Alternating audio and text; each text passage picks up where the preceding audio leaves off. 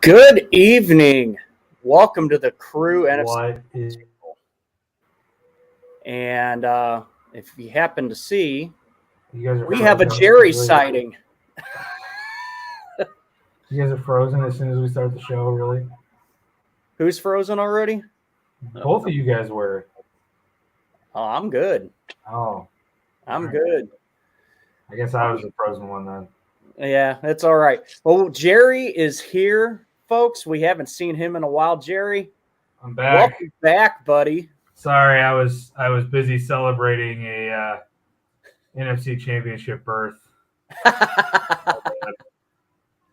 Finally back from hiatus. You know. Oh boy.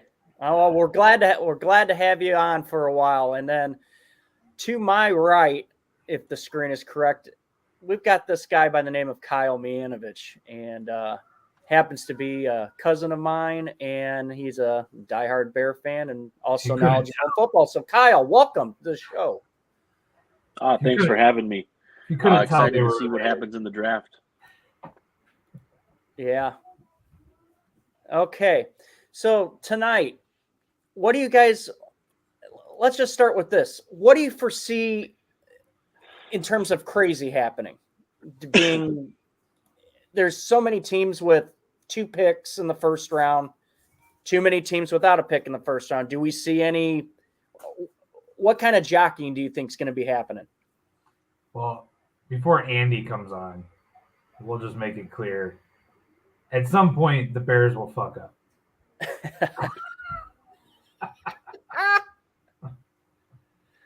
Hey, so what? We're going to trade up into the first round? Is that what you're saying? I mean, that or you'll just give something away for nothing. Like normal Nick Bosa trade. Yeah. I mean, we'll see. But historically speaking, it's safe bet to play. I think it's interesting that you bring that up with the Bears because listening to talk radio today, just on the stations, it almost seems like they haven't ruled out that possibility to trade up, and reason being is the name of Robert Quinn. Yep. You think they can? Do you foresee? I mean, Kyle, do you foresee that as a possibility? I totally do. I mean, at this point, if your name's not Justin Fields, you're on the trade block, in my opinion. Everybody can go. I mean, we need to clean house. I mean, we need to rebuild. We obviously didn't have a first round draft pick this year because we got Justin Fields. And if he is the future that, us as Bears fans thinks that he is, I think he's very talented. And if anybody's a bigger trade piece right now, it's Robert Quinn with what he did last year. And he is getting older. I think he's 32, or maybe he's even older. But with what he did last year, for a team that's trying to make a run, I think if we can, not give up too much, but, move up into the first round with maybe him and one of our seconds, I mean, it makes sense to me. And he's expensive, Correct. Yeah. I know receiver and weapon, any kind of a weapon for Justin Fields right now is, I would think, a top priority. How do you navigate this draft knowing you've got the 2 second-round picks and an early third-round pick? Do you go for an O lineman with one of those first 2 second-round picks, or are you going best player available regardless? With how many holes I think that the Bears have, I think, the first thing you have to look at is best available all around. If you want to go receiver, offensive lineman, if somebody slips that's in these top 32 picks or whatever can slip into that position, obviously go for it. But best available is got to be the route because, I mean, we have a lot of holes. We have a lot of needs. Any way that you guys will be able to trade the old lady away? Really help out the franchise? Right? Yeah, well, maybe. I don't even know if we'd get a 7th round pick for that. All right, I want to say a quick shout out to Keith Robbins. He said, "Yo," but he makes this comment. And what do you think about just outsider perspective, guys who aren't Bear fans, that obviously there's been some talk where a guy from SI wrote an article about Justin Fields should be asking to get out of Chicago. What's your feeling on that, Kyle? We have a new regime. I mean, if you're not even going to give him a chance, I know ownership is a problem, right? We've said it for years as Bear fans. But you know, I got to give Ryan Poles a chance. I got to give Eberflus or Eberflus, however you say his name. I haven't heard it right since, but you know, we got to give him a chance. And you know, rebuilding through the draft, we're going to have a huge opening in salary cap next year. We have the makings to do it the right way, and I think we got to give him a chance, and hopefully he'll give the Bears a chance. It's a crazy quarterback market, and it's only going to get worse. So I mean, we have a small window to try to make him happy, and hopefully we can. All right. So as I'm watching on the TV, they are doing a grand entrance, so to speak, at this draft for all the players who are probably going to be selected in the first round, and you know, doing the Vegas style grand entrance. So, and there's tons of people there. This is going to be pretty insane, especially as the craziness starts. I guarantee you, it's going to be even more crazy. Getting back though to question for you, though, what's up? Real quick. So this is something that's been driving me nuts lately, and I sort of blame it all on LeBron. But what is up with the recent, like in the last couple of years, the whole I demand a trade, I refuse to play, I want to do this, I'm going to sit out, as far as I know, I don't remember that stuff ever happening before.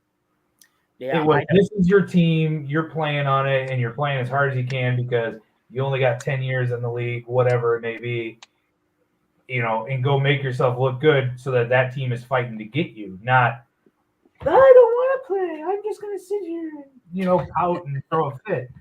And like I said, I pay it all to LeBron. I mean, he's doing the same thing in the NBA, right?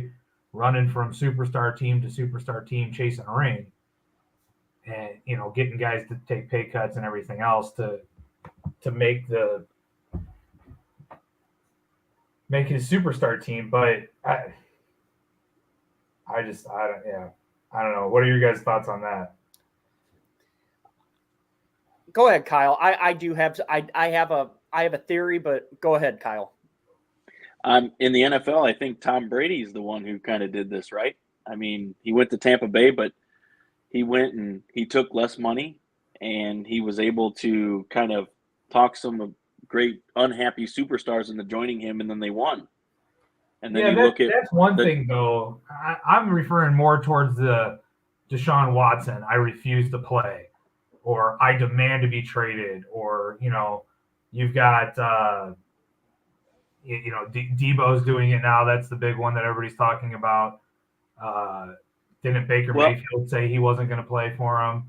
The one thing is the money talks. When you see like look at what Green Bay did when they did trade Devontae Adams. Look at the ripple effect that caused. Because as soon as he went to the Raiders, he got the huge contract. And then shortly after that, Tyreek Hill does the same thing. So I think those conversations are being had not behind a camera, and nobody's seeing that. But then you have that one like Debo who is voicing their opinion. And it's just people want to get paid. They want to get as much as they can guaranteed, and it comes down to the paycheck. Yeah.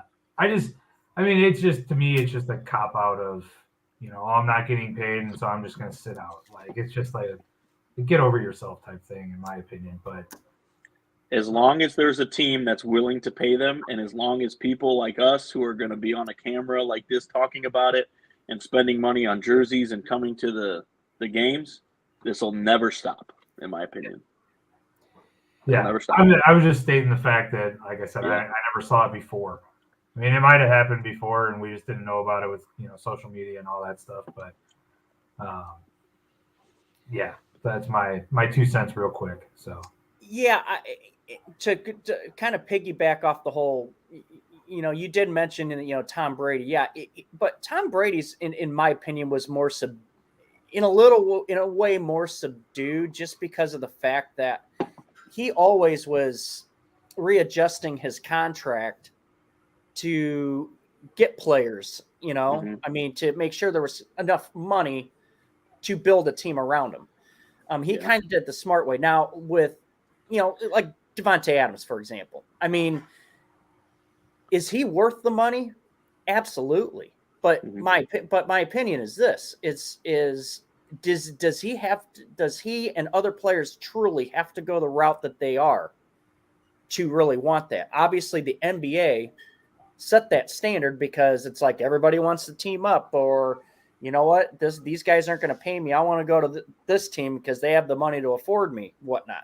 And they're just going to cry. They're going to continue to cry poor on that. I think this started a long time ago, to be honest. I mean, look at the draft that Eli Manning was in. Eli basically told the San Diego Chargers, "I will not play for you. If you draft me, I will not play for you." This started a long time ago. It's and just John Elway did the same thing. He was going to be a Colt, right? Yeah. Mm-hmm. I mean, it's just, to me, it's kind of sad that you always talk about who are players that are loyal to an organization, or vice versa, an organization loyal to the player. I think a lot of that now has been thrown out the window because it's a business, and they're going to make, it's a business for the player. It's a business for the football team. They want, the football team wants, the best possible team on the field so they can make their money, but also the player wants to make that money. So they want to, if they're not going to get it from the team, well, they're not going to stay loyal. And obviously, as you see with the Kyler Murray situation and whatnot, it's happening. The players are now starting to speak up, and we could be seeing a lot more of this as with years to come. I mean, pretty much they're setting this example for players that, like some of these guys that are going to get drafted tonight. These players are just going to be like, hey, after a year or two, can I sit out and demand an extension with more money? I mean, it almost seems like we're just, it's almost a game of Russian roulette with the team and the player now. It's just, and unfortunately, any loyalty has now been thrown out the window. I don't know what you guys. I mean, how far does it go though? Like, when do we get to the point where we're watching the draft and it's literally the player up there going, "Nah, I don't want that team. Nah, I don't want that team," and we're flipping it to, "Okay, you pick who you want to go play for." I mean, it's the day of saying, "Wow, I'm getting paid millions of dollars to play a sport," are over. It's, I'm not getting enough, and it's just, when does the power shift back to the employer in this case of, hey, I'm offering you $10 million. This is your chance. I'm basically, I own your playing until your contract is up. There's no sitting out. There's no, this and that. It's just, I don't know. It's just getting out of hand in my eyes. But I think contracts are going to have to be, in a way, rewritten. I mean, it's not really a contract then. It's so amazing how creative they get with the money, right? Like they're getting so creative with these contracts, and it's top heavy or it's back half heavy. It's crazy how they can afford to do all this, and it's unbelievable. Like, I mean, even you look at what the contract that Patrick Mahomes got, right? It was like $500 million, right? And it's like how they spread that out is just, it's crazy. Well, then there's all the incentives on top of it. You know, you make the playoffs, you get paid. You do this, you get paid. I saw the one for, it was a guy on the Patriots, but like if he maintained himself at a certain weight, he was getting like $500,000 for keeping himself under 385 pounds or something like that. It was ridiculous. Well, if somebody will give me a contract like that, I'll hit the gym like Yeah, tomorrow. right. Like I Right? have no problem losing weight then, but nobody's paying me. I think McDonald's is actually paying me to gain weight. So Right. Well, speaking of players and holding out and stuff like that, let's get to let's get to your team, Jerry, because you've got a situation. I don't think it's as big as everybody's making it, honestly. I mean, the guy went and deleted all of his pictures of playing for the 49ers on Instagram. Oh my God. We're all gonna, that's the new thing. Like everybody's like, oh my God, he deleted his pictures. Who cares? He came out and said he demands a trade. Lynch has come out and said that he does not see any way that he's not playing for the 49ers next year. He's going to do whatever he can to make it happen. He's good at smoking mirrors, though. Well, yeah. But, I mean, Debo has also come out and criticized the media of nobody knows what they're talking about, and it's funny to sit here and watch you guys just make stuff up because nothing has been released. Nothing has been said about, the big rumor right now is the Jets. There's nothing that's been said out there except for some random guy in ESPN or whatever posting, oh, I think he's going to go to the Jets because it makes sense. There was talk of him going to Miami. There's talk of him going anywhere, and there's talk of him just getting paid. But, I mean, I'll believe it when I see it. Yes, do the Niners need to move up in the draft to get some picks? Sure, it wouldn't help, but just like John Lynch said, the Niners are pretty deep right now as it is. So the needs are few and far in between. And with the draft being so deep this year because of the COVID, all the players taking their 5th year of college option and doing all that, the talent is stacked up now. So you're going to get a first-round pick early in the second round. And whereas normally, the talent's kind of dropped off by then. But I don't know. I mean, we'll see what happens. I mean, I guess with your guys' situation, obviously we know that we know what's going on quarterback wise. They've basically just handed the keys to. Now I'm already having a brain fart. Trey Lance. Yeah, Trey Lance. And obviously Garoppolo still recovering from the injury. And I would assume he's going to get traded soon. Hold on. Who is flying in a helicopter right now? Or is this just a flyover? I don't know if it's just a flyover or who's flying in a helicopter. Obviously, we will figure that out. Obviously, if you're not to the draft in a helicopter. Yeah. And we got 10 minutes left before this whole draft begins, and we're going to be with you guys live the whole time. I mean, at least I will, but we'll go on from there.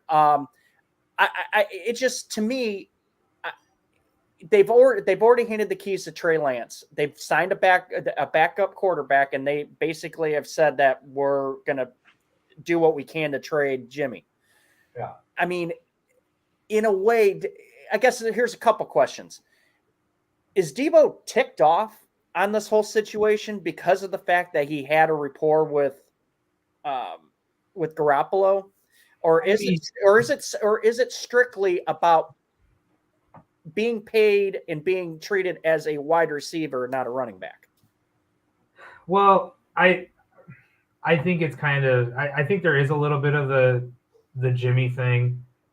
However, everybody knew that was coming, right? So you can't really get mad that, they're going to trade Jimmy Garoppolo away. Everybody and their brother knew that was going to happen after the season. They came out and said it. Hey, Jimmy, this is it. After this, we're moving on. That was clear as day. Now, I do know that Trey Lance and Brandon Ayuk have been working out together and developing, this chemistry or whatever. So is Debo mad? I mean, maybe, because you would think he would be there too. Now, is the guy a ridiculous talent in the league right now? Absolutely. Mhm. Does the guy deserve to be paid? Absolutely. I think it's simply that. I think it's he saw Tyreek Hill go to Miami and Miami give away the entire bank. I mean, they have 4 picks today or for the draft this year, right? Mm-hmm. Total. With the whole basically Niners coaching staff over there. So that was why that was the big rumor to start with. I think it's all money, and he's just trying to get the big contract, like like everybody else is. I don't see him leaving. I don't see the Niners walking from that kind of talent, especially while you're bringing in Trey Lance. I mean, that's like, put him in the backfield. Now you've got a double-headed monster back there. It just doesn't make sense to walk from that, pay the guy, and go on. I mean, they just picked up the 5th-year option on Bosa, so they're saving a little there. I just don't see it happening where he moves unless the Niners do some kind of – they're known to wheel and deal on draft day. We know that. Unless they do some kind of crazy deal and they come away with something ridiculous, I just don't see it happening. Okay. Well, basically, okay, now they're showing some more helicopters. I think it's just a flyby. They're just doing some things, but whatever. It's Vegas. They're going to probably pull out all the fancy stuff. Is somebody drafted in the National Guard? I don't know. So basically, as we move on from the 49ers, because obviously the 49ers, it'll be interesting, in my opinion, it'll be interesting to see which way they go. I mean, obviously, yeah, they would love to get a better pick in the draft, but is it really to part ways with one of their best, with probably one of their 2 best players? I don't see that happening. I really don't. But I mean, there's a lot of rumors going around, and like I said, rumors could be just rumors, and it could be stomped down. But honestly, you haven't really heard a hardcore no, this isn't happening. It doesn't. There's just something that just isn't right about it, in my opinion. I just don't know what team though would truly want. They would want his talent. I just don't know. Are they willing to break the bank, so to speak, to make him happy? Right? Yeah, I mean, the big rumor right now is the Jets, because obviously there's the connection there of Robert Saleh and the 49ers, right? So there's the connection there. Plus, the Jets have the most draft capital to play with. So if they want to start trading, wheeling, and dealing, they have the ability to do that. I honestly think the Jets need all that draft capital to rebuild their team, because they're still last place Jets, right? Right. So I don't know if going out and making a big deal for a superstar is going to be worth it when you don't have a line. That's the thing that, the 49ers have one of the greatest O-lines in the league. I mean, you see that with their stats. That plays into Deebo Samuel's success in the backfield. It plays into all of that stuff. It's just, I don't know. The only 2 rumors that I've heard is Miami and the Jets, and it's because the coaching staffs came from San Francisco. All right. There was the rumor of the Packers. I don't see that happening at all. All right. And we're going to, we're going to turn this into a 4-man weave here, because Miss the man who drives the bus all the time. It's usually a short bus, but yeah, it's how we doing? We're doing terrific. Got anything to add on that? Long to get Well, everywhere. I got to actually hear Jerry starting his prep work for the Debo trade. But no, in all honesty, I really don't think you're going to see Debo move unless it comes down to a big blockbuster trade. It's going to take more than one first-round draft pick.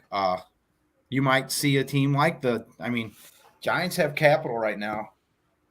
So I don't know. But I don't think that I really don't. I don't see Debo going anywhere. John Lynch is a savvy general manager. He doesn't make many mistakes. Ask Bear fans how great he does. He killed us, man. How do you convince a team to move up one spot to pick a quarterback that isn't going to be picked? It's just crazy. But anyway, go back to your subject, gentlemen. I'm just jumping in so I can. Well, since you're here, let's get another team perspective. What are the Buccaneers looking at? No, we're good. We can keep going. I don't have my soapbox icon on me today, but let's address something first. What's in the locked box on TV right now? What? Thank you. Is that the first pick? Is it already in? But anyway, the box, Tampa Bay Buccaneers are going to tell you they have no needs. They're going to tell you that they're set at every starting position. But honestly, there's a couple areas that concern me, especially looking at the cornerback spot. You saw the scramble by the team last season. First game, first quarter, Sean Murphy-Bunting goes down. They scrambled the rest of the season just to fill one position. One injury led to three led to five. Bucs had an injured player for the first 11 games. One injured starter every week for 11 games. 4 of them were in the defensive backfield. You can't tell me you're set at any position. If you're the Tampa Bay Buccaneers, you don't have that card anymore. So, honestly, if I'm Jason Light, I'm not Jason Light. But if I were Jason Light, I would trade down. We've discussed multiple times on how this draft really only has maybe 15 day one starters in the NFL, maybe 15 true first-round draft picks. I don't see the talent. There's depth for sure. There's depth in this draft.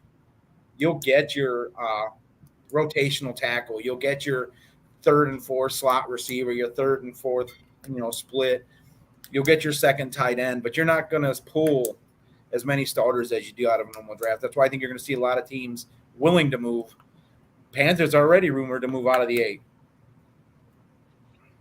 So Same with the Giants. Right. You wouldn't see that if you had that high caliber talent this early. Yeah, you take them regardless if you needed them or not. Right. So, 2 questions for the Bucs front. Similar questions or related. The first question would be, do the Bucs pull off a blockbuster move in the draft and get another caliber talent such as Kyle Trask? I knew it was coming. Didn't even get on here 7 minutes before Jerry busted out the Kyle Trask. It's a serious question. Do you guys sell the bank for another Kyle Trask? Well, I don't want to hear anything from the Bears fan. You guys did it for, what's his name? Trubisky. Yeah. So, seriously, let's be honest, okay? If we're looking for a blockbuster trade this draft, it's going to come within the first 10 picks.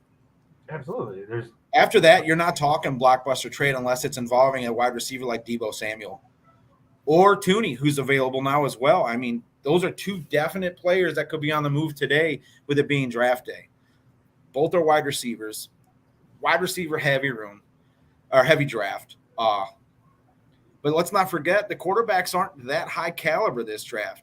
So if you don't see a lot of quarterbacks move early, that's going to open the window for a guy like Jimmy G coming off of knee surgery. And Baker Mayfield is still out there he's employed, but is he employed? Baker Mayfield's going to get drafted by the local YMCA. What? I still don't understand the hate for Mayfield. With Gronk and Sue not signed, what do the Bucks do? I think you're going to see a lot of movement on the Gronk front after the draft, after your organized team activities. When they start actually getting into camp, you're going to see Gronk slowly work his way back to the Bucks.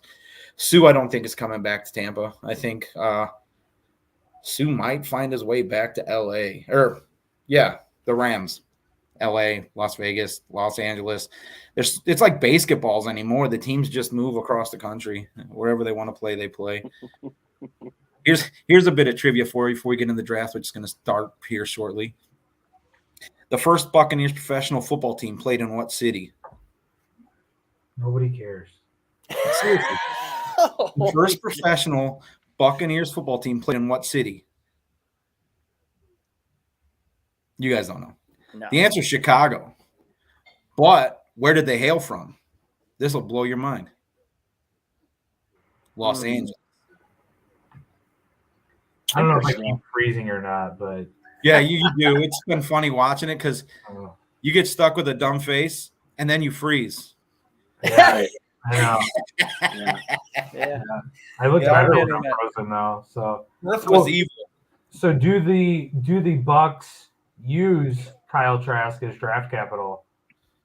He has no value. That's the honest to God truth. He has no value right now. What are you talking about? He comes with his crayons, right?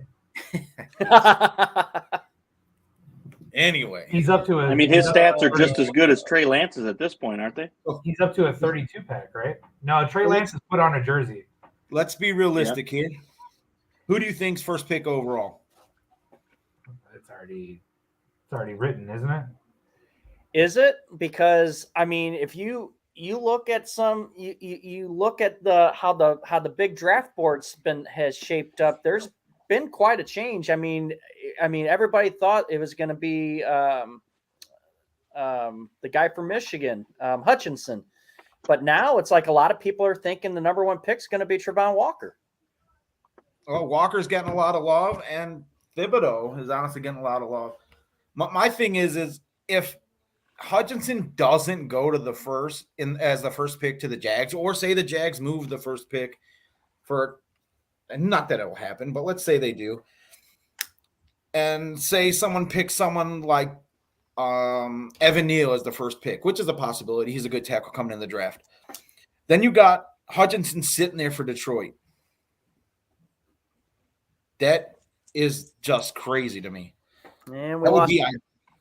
Did we lose, Jerry? I don't know. Or did the football gods? Maybe he pulled a Debo and quit. That would have been a Brown. Oh, I'm kidding. I kid. All right, yeah. So, like I said, the number one pick, actually, in my opinion, I go down the line here. It's like the Jags and the Lions. They're probably both taking edge rusher, right? Do we all agree on that? Oh yeah, Jags. Well, let me throw this at you. You have a quarterback that got hit a ton last year, who's got a ton of talent. He's got arm strength. We heard all the hype around him last season, right? Right. So why don't you learn from Cincinnati's mistakes and draft a tackle? So on this big board that I've got up right here, I have the number, and according to their number one top prospect that for this draft, or how they feel it's going to be picked, is Evan Neal is going to get picked. That's what I was saying, and it makes sense because you're putting a tackle to protect your franchise, right? You don't want to end up being like the Atlanta Falcons are right now. You don't want to be selling tickets through your kicker. You've got to protect your franchise, and your franchise is the blonde bomber, whatever you want to call him. He's your franchise. You got to sell tickets around him. You got to build around him. You got to give him the fortress in front of him. I agree. I get your point. I do think that the Jags should learn from Cincinnati's mistake. And obviously, if they feel they've got quite the talent at quarterback, well, you've obviously got to protect them. You know, it's kind of like in the Bears situation. It's you've got quite a talent. You now have to find a way to protect them. Well, I think Poles is doing it right in Chicago, and trust me, I'm not a Bears. Not a Bears. The commissioner is coming out. Don't know if this is a pick or if he's just announcing the start of the draft. Yeah, it's probably the announcement of the start of the draft. And then it'll be they're on the clock, and usually that first pick's going to come in within the first 4 minutes. But so, anyways, getting back. Sorry, I got off target. I'm just kind of going by what I'm seeing in front of me. Oh, you're good. Anyways, let's go down to the number 3 pick real quick. The Texans. Derek this seems. Where do you feel? I'm feeling like between the Texans, Jets, and Giants, there could be something that kind of goes off course with how the top 100 is getting ranked. Oh, I will tell you this, okay? With the Texans pick, they're in a luxury spot because let's face it, they need everything on the board. They're not going to pick wrong unless they pick a bust. You know what I mean? So they have that. I don't know what you'd call it, leverage maybe. I don't know, but they can't pick wrong. They could trade out of that spot and acquire multiple picks for the second. That team is in desperate need of a rebuild. And the only way to rebuild right now in the NFL is through free agency and the draft. And no free agent wants to go to Houston. You let your best players leave for nothing. So why would you go there? Well, you kind of had to because the guy was refusing to play. That's what we were just talking about. I mean, it's like I said, when did we get to a point where the guy comes out for the first pick of the draft and he's like, I don't want to go to Jacksonville. Like, no, I'm good. Urban Meyer's gone, so it might be okay. That's basically what Kobe did, isn't it? Well, Kobe. He was drafted by like the Magic or something, right? Well, players have done that for years. Elway did it. Well, no, but I'm just saying, like, he was drafted and he was like, I'm not playing for that team, and refused to. And he was traded right then. Manning did it. Eli did it with the Chargers. Elway did it with the Colts. Yeah. Bo Jackson did it with the Tampa Bay Buccaneers. I mean, it happens. I get all that. It's interesting. Like I said, the Texans, they just need everything.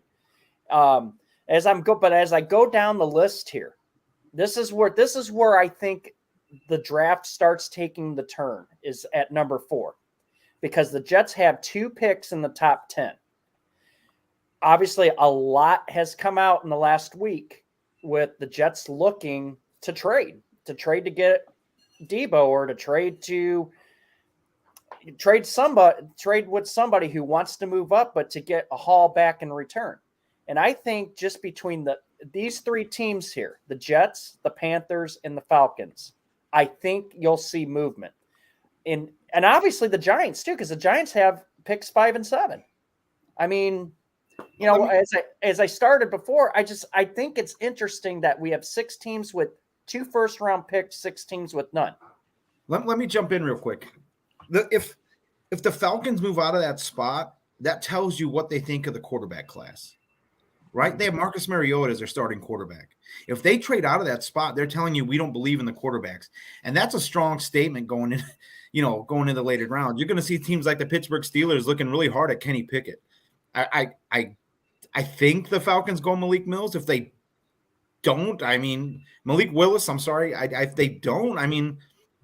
The Panthers, I mean, someone's got to take this kid off the board, but pick is apparently in. Yeah, according to ESPN.com. But seriously, I mean, that's going to shape the draft right there. Is within the first 8 to 10 picks. What? So who's going first? I missed that. 8 teams with no first round picks. I missed your guys' discussion of who was going first because my internet sucks. I'm thinking if it's not Hutchinson, it's Neal. Yeah. Yeah, offensive. Like it's definitely offensive tackle position or just offensive line for Jacksonville. What do you guys think about besides Atlanta? Obviously, quarterbacks aren't. It's not as strong this year in the draft, right? Do we still feel like the 2 is going to get in the first round? The guy from Liberty and the guy from Pitt. You think they're getting in the first round? I mean, I think Kenny Pickett goes first round. Malik Willis is going to be a first round pick if it's picked up by the Falcons or Panthers. I don't think any other team's reaching on him. I think the Texans are pretty much solidified in who they think is their starter. Jets already picked their starting quarterback. They've got to build around him, even though he looks like Darcy off of what's that show? Oh my God, with Al Bundy. Why can't I think of the show? Married with Children. Right. That's who it is. So they've got to stay with him. There's no way around that, right? So yes. Waiting to see who that first pick is. I'm kind of shocked it hasn't. It says it was in by 9:38. So on the clock, not as in time. Right, because I mean, right now that's the countdown's still going on live TV, but obviously, people got the apps open and stuff like that. But yeah, my TV's delayed to you guys, so I'll be seeing. Yeah, that's why my TV's not on today because it's usually like 2.5, 3 minutes behind. So what I like seeing is when they cut to like the fans and stuff at the draft, and it's like there's Jacksonville fans like cheering that they have the first pick again. It's like, hey, we still suck. Cool. You know what I really think would be awesome is if there's at the end of the year. That's odd. At the end of the year, instead of the worst team getting the first pick, they do a toilet bowl tournament for the first pick with the last 4 teams. I think it'll never happen because more football. Because all the guys will sit out. Why would you sit out on improving your team? Exactly. Why are people boycotting playing now? People are going to sit out because my contract's up, so I'm not gonna play. This isn't my team. Well, right. Dude, the reason they play in Super Bowls is because there's money involved. Yeah. Right? There's incentive to play. I mean, why does Tom Brady's contract every year is significantly less than Aaron Rodgers, but at the end of the year, Tom Brady makes more money? Oh, don't get me started on that one. Playoff wins. But that's the truth. The truth is playoff wins. Kyle, Aaron Rodgers doesn't have what Tom Brady does. Kyle, sound off, man. You're part of this right now, man. The greatest thing that the Packers did was give Aaron Rodgers that money and not trade him for the Bears. I agree. The Bears trying to rebuild when the Packers are trying to rebuild. Packers are and this is a Bears fan talking, the Packers are a way better franchise when it comes to building a team through the draft. They have great I like the GM and I like the president, and they do a way better job. You could have stopped that conversation at the Packers are a better organization. Yep. And you could have just stopped talking. You could have saved the world a little bit more oxygen. But yeah. I love that they cut to Kenny Pickett sitting there as if he's going to be the first overall pick. Who's the first quarterback off? Well, then you've got his girlfriend, though. They're like looking over her shoulder like, oh, is he getting the phone call right now? Like, no, he's not the first pick. Are you going to have a Russell Wilson situation this year where his wife gets all excited like she's set for life, and then Russell Wilson divorced her 3 days later? Yeah. Well, I'll tell you. I'll tell you an interesting thing. You talk about the quarterback, right? I think Okay. this is a thing. Just reading in on different things. There's a team that sits at the number 9 pick, and it's the Seattle Seahawks. And I would not be the least bit surprised that the kid out of Liberty gets drafted by the Seahawks at number 9. He could be. That's if he makes it there, right? Yeah, I mean, because this kind of almost resembles them drafting Russell Wilson, right? If he doesn't go right to what is it, Atlanta, is Strong going to be the next quarterback to go to Seattle? Because they're not going to take a chance on Pickett. I don't think Pickett fits their scheme, if you will. He's not as mobile. Pick is in. The pick is in. So we're just waiting for the commissioner to get to the stage, and obviously people who are watching at home, and hopefully they just muted the TV and they're listening to us, So yeah. But I mean, if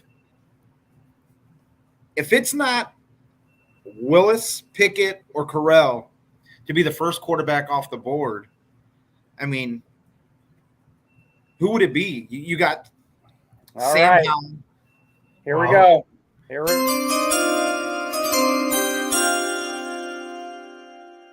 And that number 1 pick, it does go to.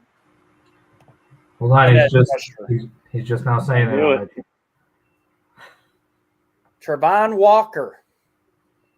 Yep. Wow. What do you think? Wow, I didn't think. How about that? I'm surprised by that. And I knew. I mean, once you started hearing that a lot of people were starting to rate Trevon Walker higher than Hutchinson, you almost had a feeling that the Jacksonville was going to go that route. But to what Mike was saying earlier, I mean, you still got to protect your quarterback, and I'm Right. a little bit shocked they didn't go with the offensive tackle. This is the first time that the number 1 pick's not there live. Oh no, COVID. No, It's because COVID. Yeah. No, COVID last year there was no number 1 there, right? Well, that's what I'm saying. I mean, besides that, is this like the first time? Yeah, I don't know. But so Trevon Walker is a edge rusher from Georgia. And that Georgia defense is going to see a lot of players go this draft. Oh yeah. Oh yeah. Oh, I mean, when you got offensive linemen that are faster than some of your NFL backs, that's ridiculous. So now you guys think Hutchinson doesn't leave the state of Michigan? Why would he? If you're this will prove Detroit's either on the uptick or they're the dumbest franchise in NFL history, right? You have instant ticket sales sitting there at number 2. Mm-hmm. Nope. As much as I hate Big Blue, they are one of the largest fan bases, sports fan bases in the world. Yeah, they have the biggest stadium, man. Oh yeah. For Dan Campbell, he looks like a guy who would, bite some kneecaps off. I mean, seriously, Hutchinson's looking like Braveheart. Right. It's a good pick. I mean, if the pick's already in. Oh, it's got to be. This has got to be obvious. I mean, yeah, it's like. I mean, seriously. They were probably sitting there. They just had the 2 in their hand. They're like, oh, okay, this one's gone. Here you go. Detroit's like, this is a solid number 2. Thank you, Andy. Full circle. Exactly. Man, I still can't believe we were on that solid number 2 tangent this past Sunday. Yeah, it was rough. And speaking of on Sundays, please join us this Sunday because we're going to go over this baby in detail. Yes. All 7. I won't be there, unfortunately. We like that. Sorry. Sorry. See now, It just- all the only thing we're just missing is Mike Stout to get on here, and then I just wanted to sit back and What? listen to you two. Why bring Dude. him on here? Stout is actually on the ground at the draft right now. I posted a picture earlier. Yes, Yeah, you he did. is. He's there. He's our field reporter today. I know. So- I'm trying to find the picture, but I don't have it on here. It's already, the pic's already on ESPN.com. Okay, well, Yeah, it is. Yep.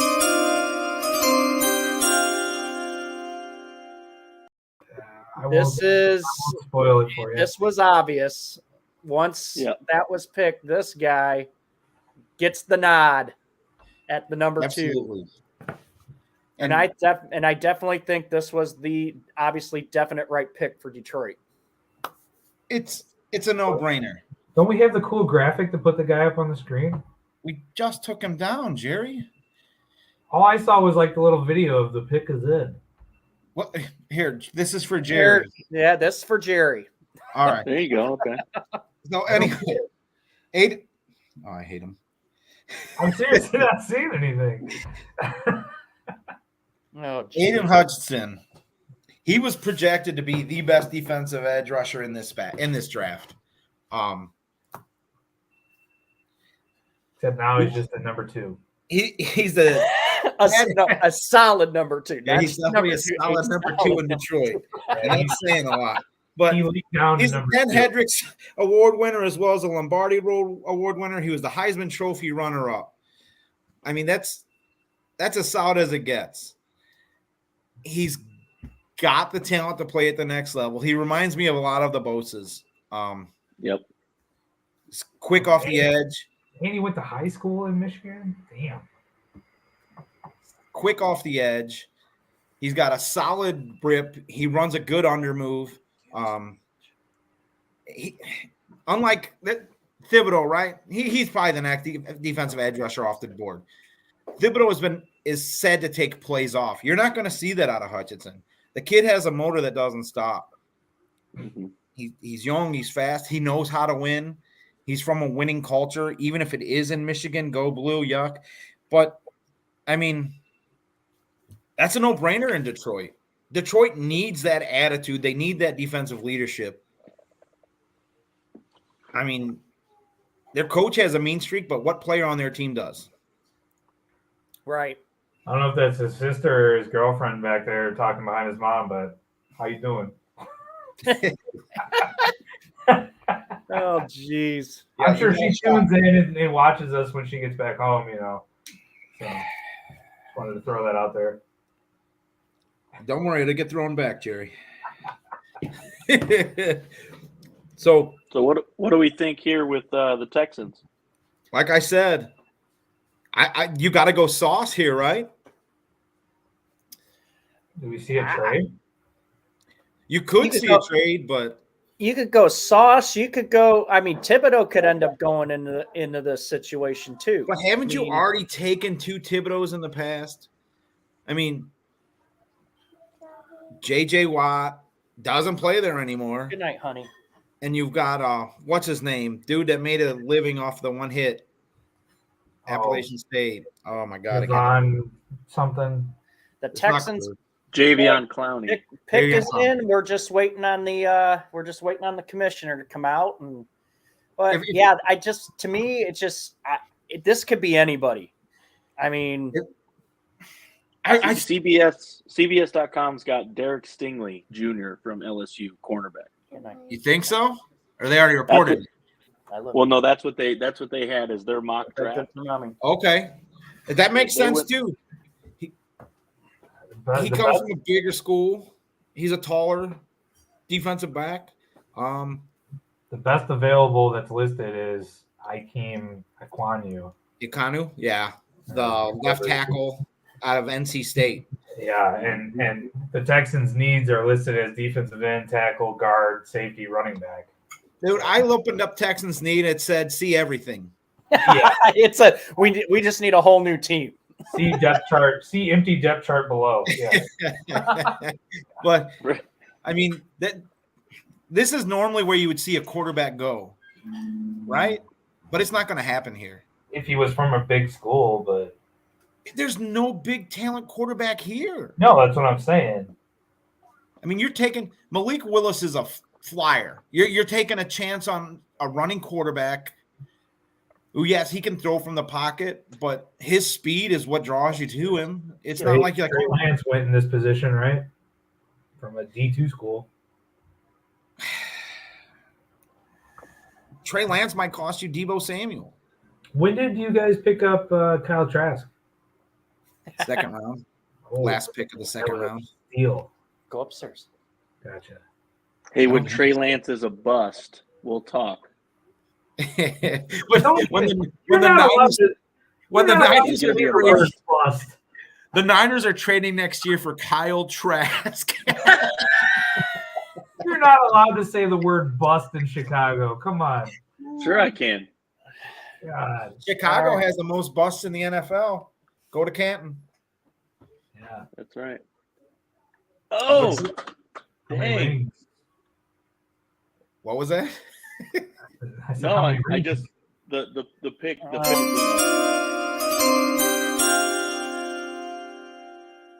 It's announced, and it's Derek Stingley Jr., cornerback out of LSU. Thoughts? I see that I mean, draft. could they go wrong? Seriously? Could they go wrong here? Whoa, what the heck's going on? He wasn't picked.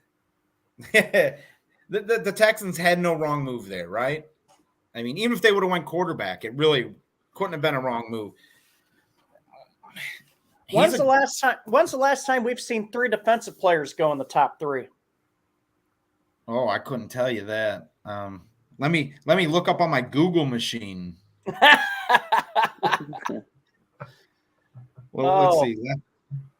Well, it's probably going to be 4, right? I mean, you got to think the Jets, if they don't trade out, are going to go probably Thibodeau. Well, this is the pick that is going to be interesting. This could set, depending on what Jets' biggest need is a receiver. Yes. And they've been trying really hard to get receivers, but no one's taken. No, it's like nobody wants to take their trade offer, and they're willing. They've got picks. They've stockpiled picks. The only thing They don't need to take a receiver here, though. They can take it in 2 picks, right? Well, they could take a receiver in the 3rd. This draft is deep. It is. Deep. The the only thing they have to offer in trades is picks, because nobody wants anybody that's on their team now because they suck. Oh, we might have another guest coming here in a little bit. Oh, He's just in time for the Bears' first round. Oh. Hey! I know what you're saying. The show just got much better looking and much smarter. We all got smarter. Yeah. We all got smarter. We all got something. So what do you think goes on, Andy? I'd say you're a solid number 2 Bears fan on the show. Solid number 2. We are outnumbered right now. It's odd right now we're the minority. But so I don't know where I'd go if I'm the Jets. You got Probably Derek Stingley Stingley Jr. board still. What's Yeah, that? Go ahead. Didn't Derek Stingley Jr. just get picked up by the Jets? No, by Houston. Good old ESPN. Jets are on the clock now. Jets are on the clock now, right? Yes, Jets are on the clock, and they've got, according to this, 4 minutes left to get their pick in. So this usually, if it runs a little later, they're talking to somebody. They're talking possibly trade. I mean, They're going to wheel and deal for Kyle Trask. I mean, if they're really glaring, if their real glaring need is at receiver, I mean, why would you pick a receiver for when it's a receiver deep draft this year? I'm kind of shocked we haven't seen a receiver go off the board already. What's going on? I was gonna say I didn't click that. It wasn't loaded, so The Jets also dedicated Hutchinson. Oh boy. Too many cooks in the kitchen. Well, now that Andy and you are on here, I'm keeping my clicker off the control board unless I see something. I'm not touching that. speaking of which, let me hit all these mute buttons. So, but seriously, if they trade, that's going to really Pick is impact in. what goes on. Pick is in. No trade. Awesome. Evan Neal. I'll just remind everybody that I am officially still draft eligible. So if I get a phone call, I might have to step out. Let me I guys thought know. the USFL's D League was already filled. I'll Right. go play in the USFL D League. Sign me up. Jerry was drafted to be a solid number 2. Yeah. The pick is in, you're saying? The pick is Brian, in. that's something you got to control. Yep, the pick is in. We're just waiting on the commissioner. That's what they're saying. You know what? That does make sense. Number one, Trayvon Walker with the Jags. I feel sorry for that poor guy, but they picked a quality player for sure, and they definitely need that line, that D line. How much sway there you think Lawrence had of kind of petitioning for the SEC, of them going Georgia over Michigan? No, I think that was more NFL being like, we need to give Detroit something. We make them play on Thanksgiving every year. All right, there's smiles in the Jets draft room, so obviously they like what they just did. So now we're just waiting. Of course they like what they just Jets, did. They They pick just up Mark did it. Sanchez. I still got some commercial for some medication or something on my TV. So For your who do you guys think it Dysfunction? is? Seriously. Yeah, my number 2s. I think Thibodeau. I honestly, that's exactly who I was just going to say, is Thibodeau. Yeah, those New York teams, Brian, Jets and you Giants, tied for the worst. Brian, you got to do the fingering on the pick is in. Yep. As soon as it happens, I'm Does waiting. Robert Saleh? I'm thinking they gotta go. No, they Does gotta Robert go Saleh O-line. Does he follow Shanahan's philosophy of building the line first? I would think so. You got to build in the trenches here. Go out and get a tackle. You have a running back coming back from injury. You have one of the most hit quarterbacks in the league last year. It only makes sense to protect your money, right? There it is. Ooh. It's already All right, commissioner's coming on. I already know Wow. it. Dang. We wouldn't have guessed that. Didn't expect that one. Here we go. I didn't see that one yet.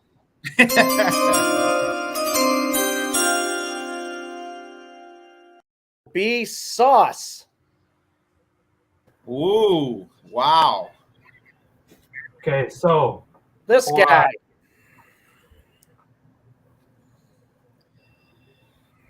I think he's going to be a bust. I know I hate to say that. Honest to God, I really do. And let me tell you why. He's so arrogant, right? And that's good to be a defensive back with arrogance. Deion Sanders is a defensive back with arrogance, but Deion Sanders came from a much bigger organization, came from a much bigger school, came from a much bigger conference. Sauce is coming out of Cincinnati. Who do they play? They play a team in University of Central Florida. I mean, what kind of school is that? Hold on. So, first off, you're talking about the 2017 national champs. First off,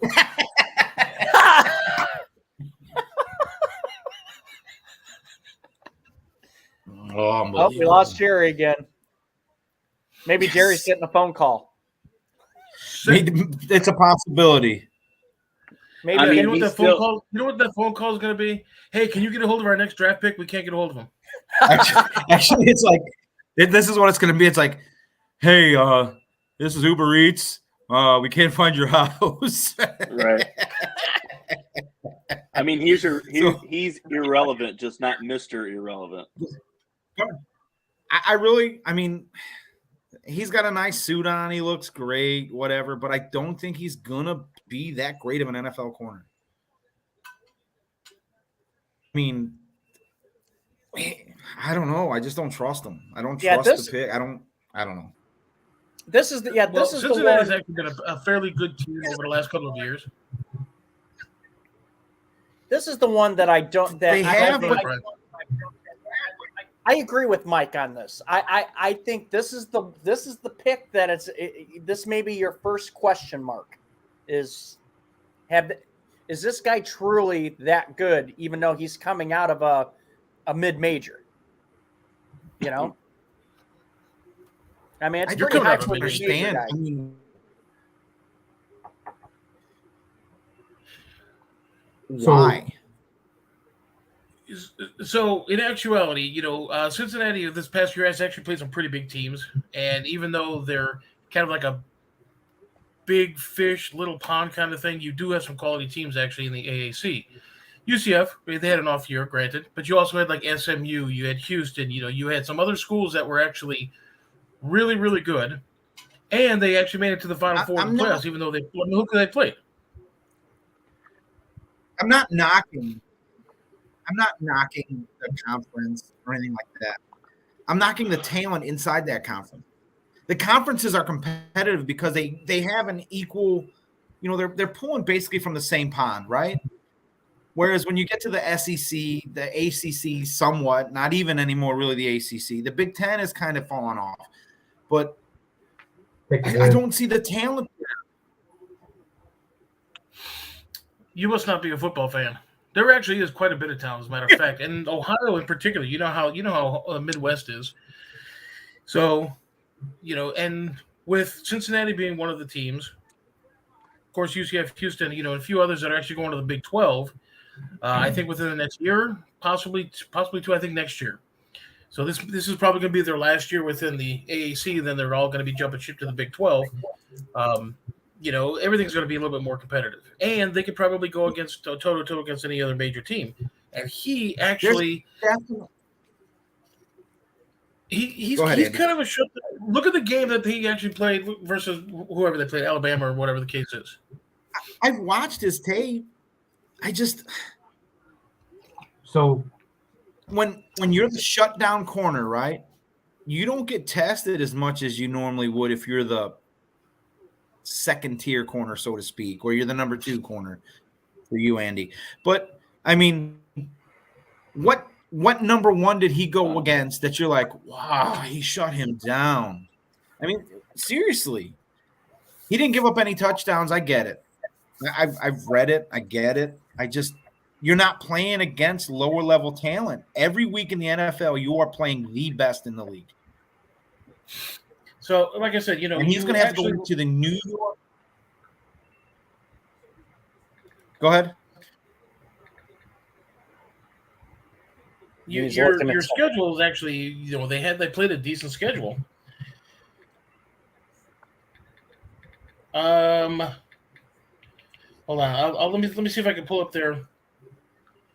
Well, as you're looking that up, the Giants pick is in. We're just waiting on the commissioner to come out. Now the Giants also have the number 7 pick. So this is where do the Giants do the back-to-back and actually pick, or do you think the Giants will, you know, field the call and just say, hey, look, you know, if I'm the Giants, I take the call on the next pick.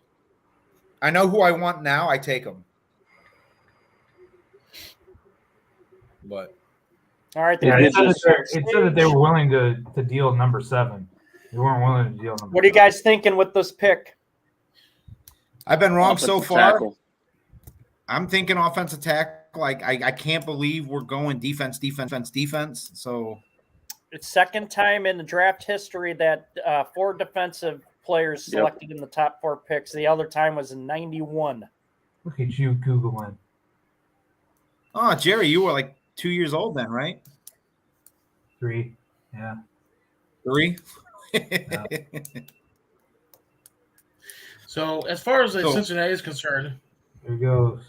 First off, they played Georgia on January 1st, and they ended up losing 24-21 to the eventual national champs. You played, of course, UCF. You played, Houston, for example. Memphis, SMU. You played some quality teams.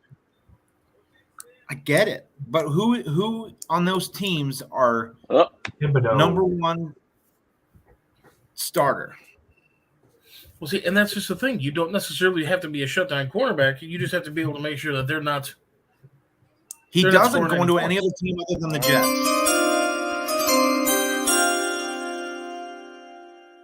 Here's your pick. Again. Just Did you see it that time, Jerry? Yes, I saw that time.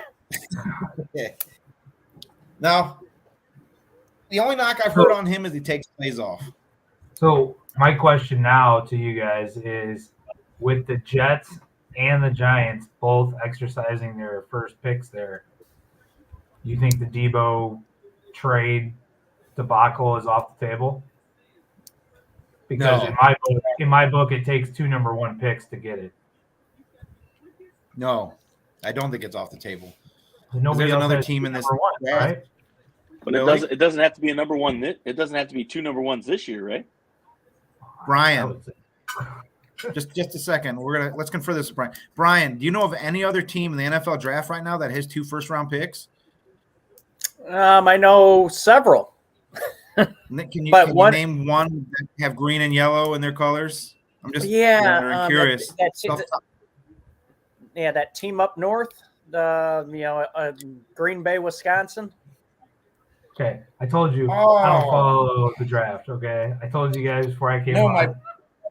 My point is I said earlier in the show that I think that you might see Green Bay make a strong push for Deebo Samuel. I don't think that happens. They have a 3-year window. The 49ers franchise does own the Green Bay franchise, and therefore the Chicago franchise. But, I don't see it happening. Well, when they signed Aaron Rodgers to that contract, they basically made it known we are all in, and they're going to do whatever it takes. And they have no choice. And do whatever it takes, and then they ship out Devontae Adams? Whatever it takes. There's like $17 left in their salary cap. Yeah, you went all in on one guy because you didn't want to upset your entire fan base because they're partial owners. The only thing you can get with $17 is 2 of Jerry and get change back. Oh. Well, you also have the Eagles out there too. The Eagles have 2 picks, and the Eagles want a receiver. And actually, but Debo's not a receiver. But in terms of who has maybe a better option to offer, I think the Eagles do, because the Eagles actually have 2 picks in the first round next year too. Yeah, and they also have that great first round pick they took 2 years ago, right? Rieger. Yeah, he's paying that pretty well. Yeah, what are the Eagles? 15 and 18, at 15 and at 18. So, hey, you don't knock on that difficult schedule that those Cowboys have to play. Don't knock on those teams. Come on, he's not here to defend himself. So who's on the clock right now? Carolina. First quarterback on the board here. Do they trade for Jimmy? That's a good question, because who do they currently have as quarterback? Whoever shows up and puts Lego Man. I think they go offensive line. So you think they have faith in their quarterback? No, but I think they go offensive line, and then they, like you said, you have some options still available out there to try to get for your quarterback position. Sam Darnold is your quarterback. Oh, I know. Dude, would you rather have Sam Darnold or Baker Mayfield? Baker Mayfield. 100%. Do they trade this pick for Baker? Jimmy G. Again, I don't think Baker's. Let me ask you. Baker's worth the first round pick. They don't have to trade for Baker. Yeah. No. Baker's released after OTAs. Baker's in.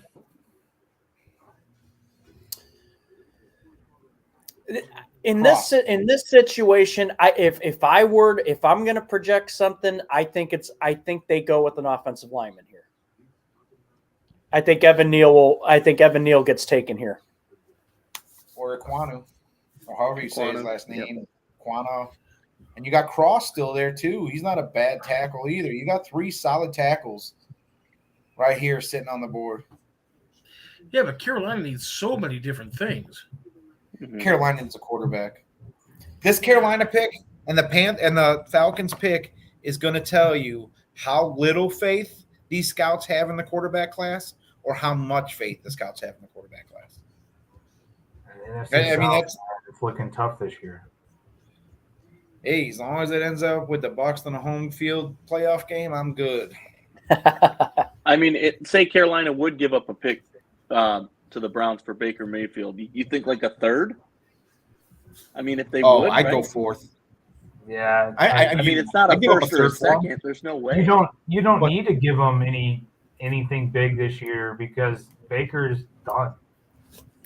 Baker Mayfield will not be on the Browns start of the season, right? Yeah. So you're banking on them. You're banking on them releasing him. If they release him, he's going to go whatever team he wants to go to, as long as they have interest in him, right? I mean, it's the same thing with Garoppolo. All these teams are just sitting there waiting for the Niners to release them so that they don't have to give anything Well, up Jimmy for him. G's got to pass a physical. That's the issue with Garoppolo. Yeah. He can't be moved until he can pass a physical. Yeah, Right. so That's why he hasn't been moved yet. That was the funny thing, was that everybody was saying that was Garoppolo's way of giving a big, FU back to the franchise of, fine, you guys want to trade me? I'm going to wait to do my surgery until I'm on the trading block.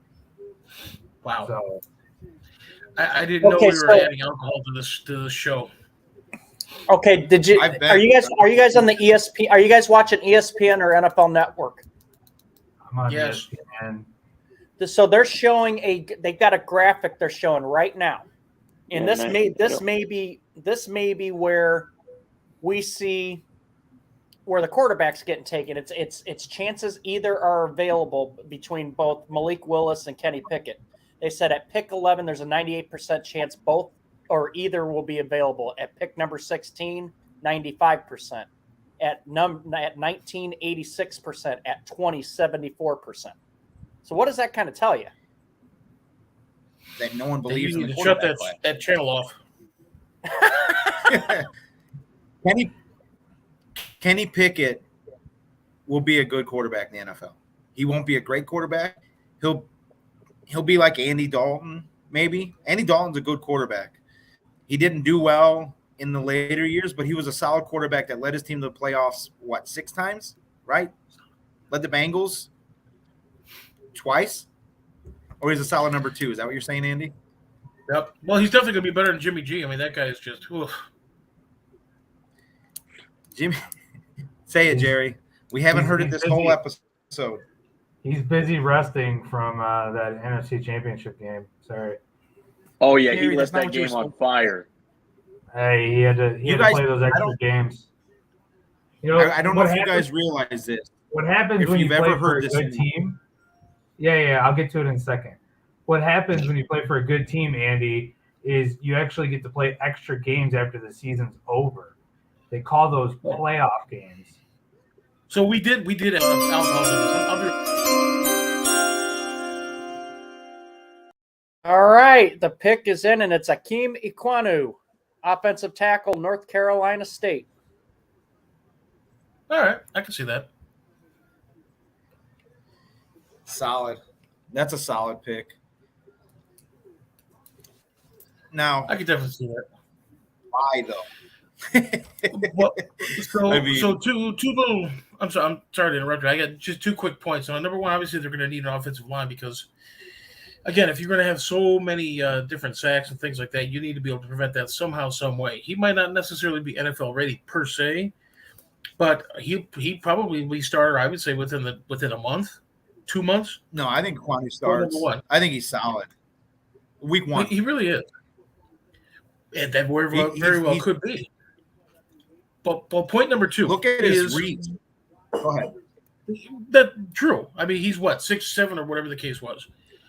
So, but Right. point number 2, very simply, is when you're a quarterback and you go 1 for 7 for a half a yard, no touchdowns and stuff like that, and you're relying on nothing but your running back and your offensive line and some defensive, and you're in a weak division, similar like San Francisco, for example.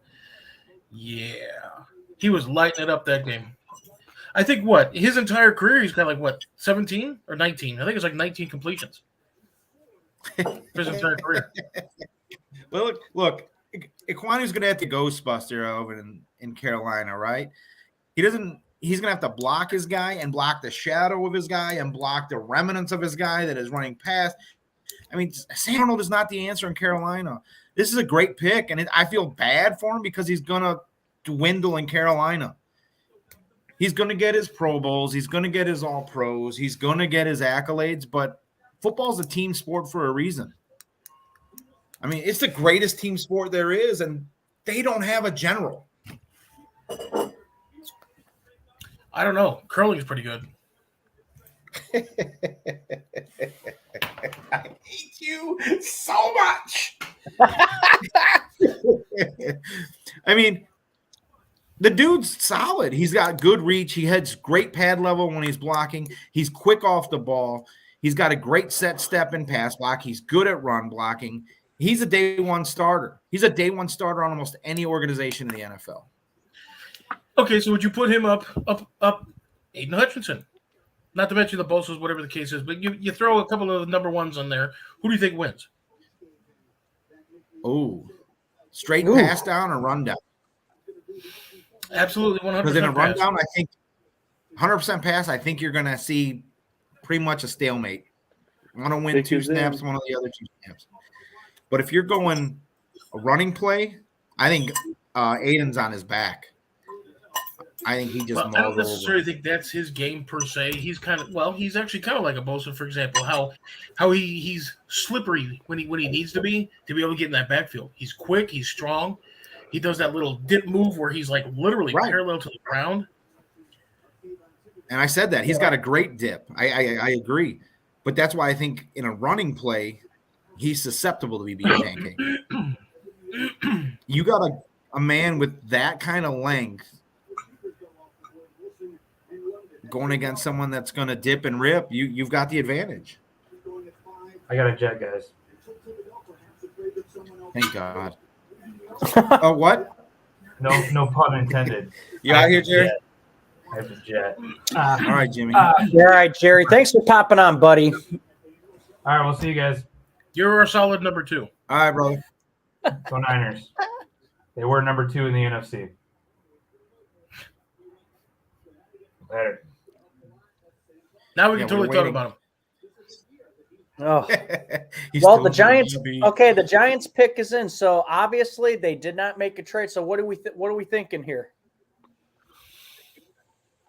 Ooh, the Giants. They don't believe in their quarterback.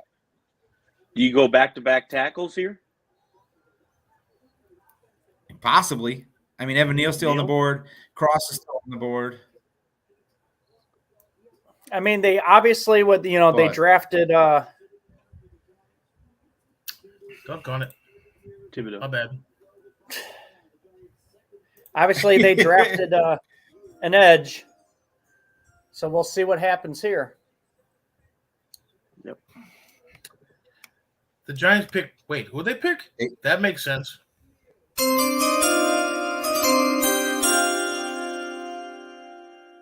And this is your guy. There you go. That's solid. I actually put him up before. You know what? Before anything. So you know what? If anything, I'm a trendsetter. You know what? You win. You win because you correctly made a pick. I always do. I'm telling you. I gotta tell you. I think he probably should have gone actually number 2. Well, this is the interesting thing because I think you popped on after we had the conversation about the Jaguars. Mike Sidoris and I were talking. Why didn't the Jaguars take an offensive tackle at number 1? They need a defensive line. They need offensive line. So chances are, and it's unfortunate. I don't know if it's ownership. I don't know if it's management, whatever the case might be, head coach, whatever. But I think if you give the Jaguars the first 22 picks, I still don't think they would do that well. All right. It's just unfortunate. Maybe within 3 to 5 years, they might, be able to make the playoffs. I don't know. I don't know what it is. You can give them all the chances in the world, but for some reason, they don't do it. So, well, now we're at the number 8 pick, and this is Atlanta. And as we discussed before, Atlanta is one of those teams that needs a quarterback. Is this where we see the quarterback go, or? Just a second, I got a phone call. Mariota. Yeah, I know you're a Heisman Trophy winner. Yeah, I know you were really good that one game in the NFL. Oh, remember the Titans chose to go Tannehill? Kyle, why did you tell your sister we were on? Yeah, I think we're gonna. I did it. I think we're gonna have to let you go and pick Malik Willis here. All right, bye. Sorry, Mariota calls me all the time. So. We're gonna have to go and leave that. We're gonna have to leave that on. Hey, you know what? You should. I don't think they go quarterback here. Oh, they got to. I think you go receiver. No, they've already gambled on a receiver. You got. This is where your wide receivers start to come off the board. No, dude, they gambled on a receiver already in the draft. I get it. He gambled too, right? Hey, plus he gets it. Hey, he gets it. That guy right there gets it. They got Cordell Patterson. Why do they need a receiver, right? Why do they need anything? Hey, they don't need anybody. He had a pretty good season. He's the crew favorite. I don't know if you know this. I don't know if you've watched any of the shows, but Cordell Patterson honestly is one of the crew favorite players in the league. I mean, the guy does everything. If he could play quarterback, the Falcons might have a chance to unseed the Bucs as the NFC South champions. But I really think if I'm the Falcons, I go quarterback here and I go Malik Willis. But I've been wrong all day. Let's get a bottle of something. Clearly, we're doing some sort of like alcohol beverage or something like that. I'll be right back. The Bucs. I don't even think they're going to get. Maybe the Bucs will get 500 this year. Maybe. Well, I mean, Andy, you made the bold prediction. The Bears are going to go like 188-0 this year, right? You know what? That's silly. That is asinine. I can't believe you say something so. It's 32-0 actually, but oh, okay. They're not only going to win the Super Bowl. They're winning the Stanley Cup. They're winning the World Series. All right. Well, this is the moment of truth. The Falcons pick is in. So if a quarterback doesn't get taken, if QB doesn't go here, they're going to fall pretty far. I'm calling Garrett Wilson. Garrett Wilson, Ohio State. That's what I'm calling. Ooh. Oh, wait. I don't think so. It's got to go. It's got to go Malik Willis. If they don't go quarterback here, they're picking in the same spot next year. The Triple Crown. We're in horse racing too. I think if they go quarterback, they're still picking in the same spot next year. Bold prediction, right? It's just good that the audience is smart this time. But okay, so if you go with Malik, for example, are you going to have that type of an offense where he can actually throw the ball 80 yards downfield? You can have the protection, or you can have the receivers. Okay. Here we go. Moment of truth. Ooh, that's interesting. I was close.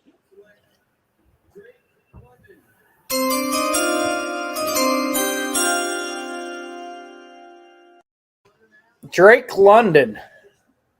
Who is clicking the wrong buttons, Andy? I did it. I did it this time. I got click happy. It ain't easy being Great saying one. that. That's kind of Wow. that's interesting. I don't even think he's the best receiver in the draft. Well, they obviously saw something, but then again, He, they also drafted receivers he in the must- past and gotten burned. So He's he big. must block really well. So how I mean, does it's that got to go? be it. So I see London, I see France, I see Drake they're going to the Atlanta comparing him Falcons. to Vincent Jackson. He's big. He's 6'4", 220. I mean, He's- Mike. Vincent Jackson was a buck. I mean, V. Jackson's a great receiver. I mean, I'm not disputing that. My point is who is going to throw him the ball? You put your cart before the horse there, right? Well, you know who you got throwing the quarterback? You got Matt Marcus Mariota is going to probably surprise a lot of people this year, I think. I don't think he's a top 10 or a top. I'm telling you. He's going to surprise himself when he gets on the field without tripping. I don't know how you could say that, though. I mean, you look at his last season in Tennessee, it was horrible. Ryan Tannehill. Put that in your pipe and smoke it. Ryan Tannehill. I mean, You could Everybody has start said- with Ryan Tannehill. so it just okay. So then that's another team that could go after. It's another team that could go after a Baker Mayfield or a Jimmy G. Like we've said it. We've said it the whole time. There's not a quarterback in this draft that really stands out. Yeah, but with Willis, you have the same game plan for Mariota. You could. I mean, they're both mobile. They both can run the option. They both can throw a solid pass. Mariota can throw 7 to 9 yard outs. Willis honestly has a cannon. I mean, I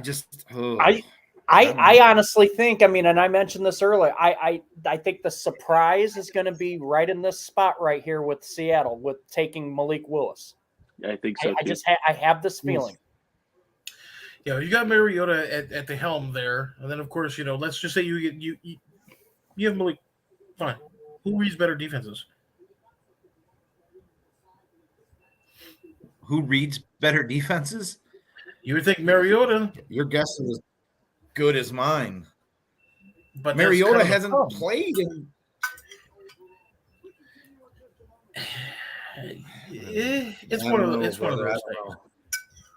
I mean, I wish we had a Falcon fan on here to tell me whether they were happy with that pick. I mean, you had you give up Their on Matt receiver Ryan. core is so bad. So if I our agree. Packer backer Brian here, has he been on for like 24 hours straight? He's chowing down some macaroni and cheese. Rib or It's a good.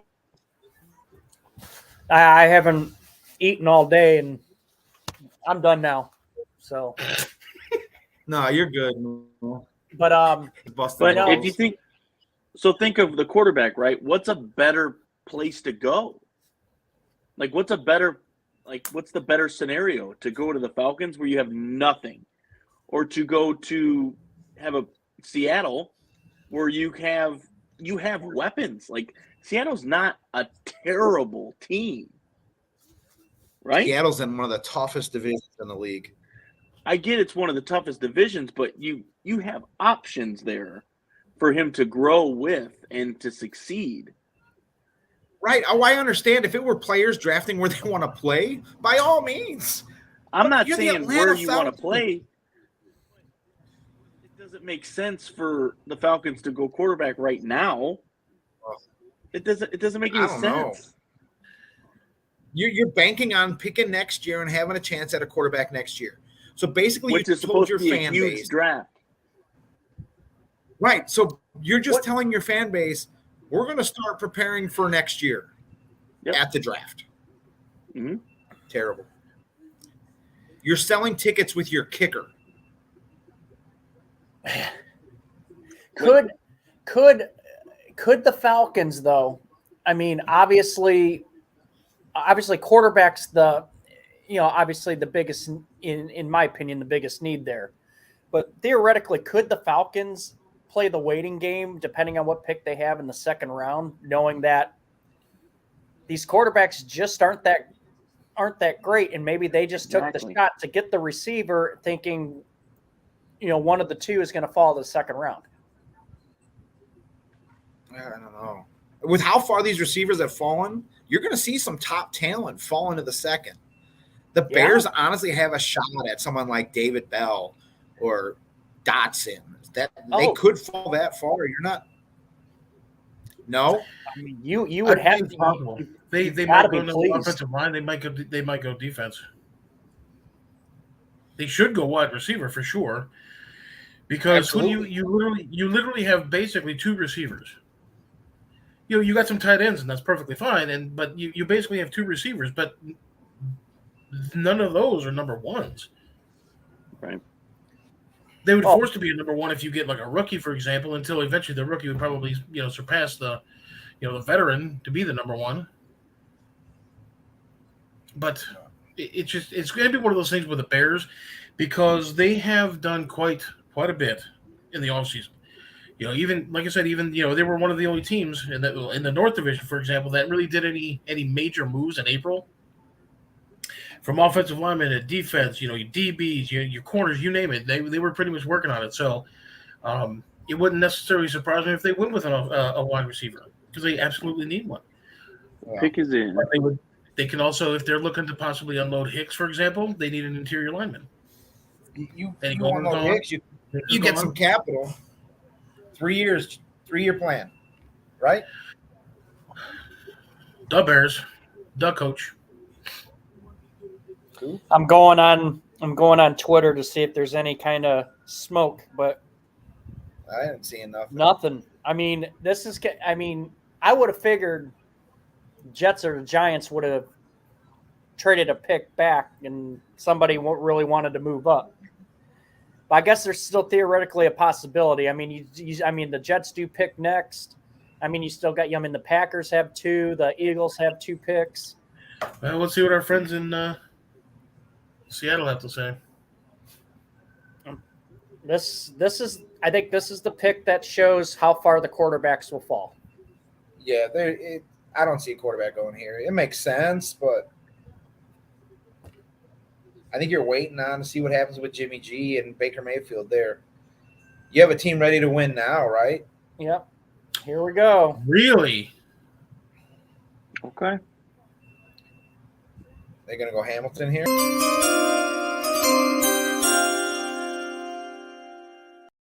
There you go. Hey, Andy, you got to love seeing that, right? Tackles. I mean, they're building. You got to build in the trenches. That's what wins your football games. Especially if it's going to be your left, your blindside tackle. Absolutely. I mean, you can name the Pro Bowlers, the Hall of Famers that started over there. Everything from Baselli to Pace to you name it. Well, so does that? I mean, where does the quarterback fall to now? Jets. I'm looking. Jets are picking a quarterback. Yeah, I'm looking at the list right now. I mean, you're talking about teams that would take a quarterback just because their quarterback situation is either A, expiring, or B, is bad. You got Washington. You have, I mean, theoretically, the Vikings could be looking to eventually get the replacement for Kirk Cousins. I mean, he only signed a 1-year extension. How much more time are you going to give Kirk Cousins to prove it? Right? He's a winning quarterback. This is his year. He wins the division this year. I mean, you've got the Texans at 13. That could be a spot. And then as you keep going down, you have the Saints at 16. They're going to ride with Jameis. You've got the Steelers at 20. I think that's where Kenny falls. I think Pickett goes to the Steelers. I've always thought that. And You got You know what golden would arm be Mitch Trubisky interesting? there. You know, it'd be interesting if it went 19 and 20 quarterback back to back. With the Saints and the Steelers, that would be interesting. But if you pick a quarterback with the Saints, you're picking a quarterback to back up Winston this year, right? Right. And so you couldn't get that with Corral in the second, or Corral, or however you say it, Coral. I mean, but what's the talent gap between the two? I don't think it's Pretty that significant, right? You think so? I mean, not one of these quarterbacks is like, oh my God, I gotta have that guy, right? The most talented athletic quarterback right now in this draft is Willis. Pickett's a close second, but it's. I mean, let's put it this way, after the number 20 pick, which is the Steelers, you look down the list. I mean, Patriots have their quarterback. The Packers have their quarterback. The Cardinals, obviously, it's in turmoil, but technically they still have their quarterback. And you've got the Cowboys has their quarterback. Bills have their quarterback. Titans, theoretically, the Titans could just have them as a backup. You got the Buccaneers at 27. They might trade out of that if there's a quarterback still available, though. Right. And then obviously the Packers again at 28, they've got their quarterback. And then you have back-to-back picks by the Chiefs at 29 and 30. You know they aren't going quarterback. Bengals have their quarterback at 31. And then at number 32 is the Lions. I mean, in my opinion, if it doesn't go 19 or 20, I mean, you could see the first quarterback fall at the Lions at 32. Or you could see someone trade up back into the first round with the Packers pick or the Bucs pick to pick a quarterback. Well, the pick is in, so we'll see. We'll see what our friends the Jets do. Seahawks. Oh no, it is the Jets, ain't it? Yep. Yeah, Washington on the clock. I'm really surprised we haven't seen any kind of movement. I would have thought by now, at least the Jets would have. You got a top 5 edge rusher still on the board with Jermaine Johnson. Yep. Well, see, that's just the thing, though, because you're not going to have a whole lot of movement if you don't necessarily need a quarterback or a running back. So all your premier interior linemen so far have been pretty much going kind of the way, how it kind of goes. Well, you just Hutchinson. I mean, and nothing here is pretty much is out of the ordinary. It's not like the Bears trading to get Trubisky at number 2. Well, I mean, but don't bring made that a good up. point though, is you got 8 teams sitting out of the first round, and you would have figured maybe one of those 8 teams would be like, I really want that guy. Like, we have a need there. Well, What can I do to get him? Number ones of, I mean, you could still see movement. Ooh. Okay. Oh.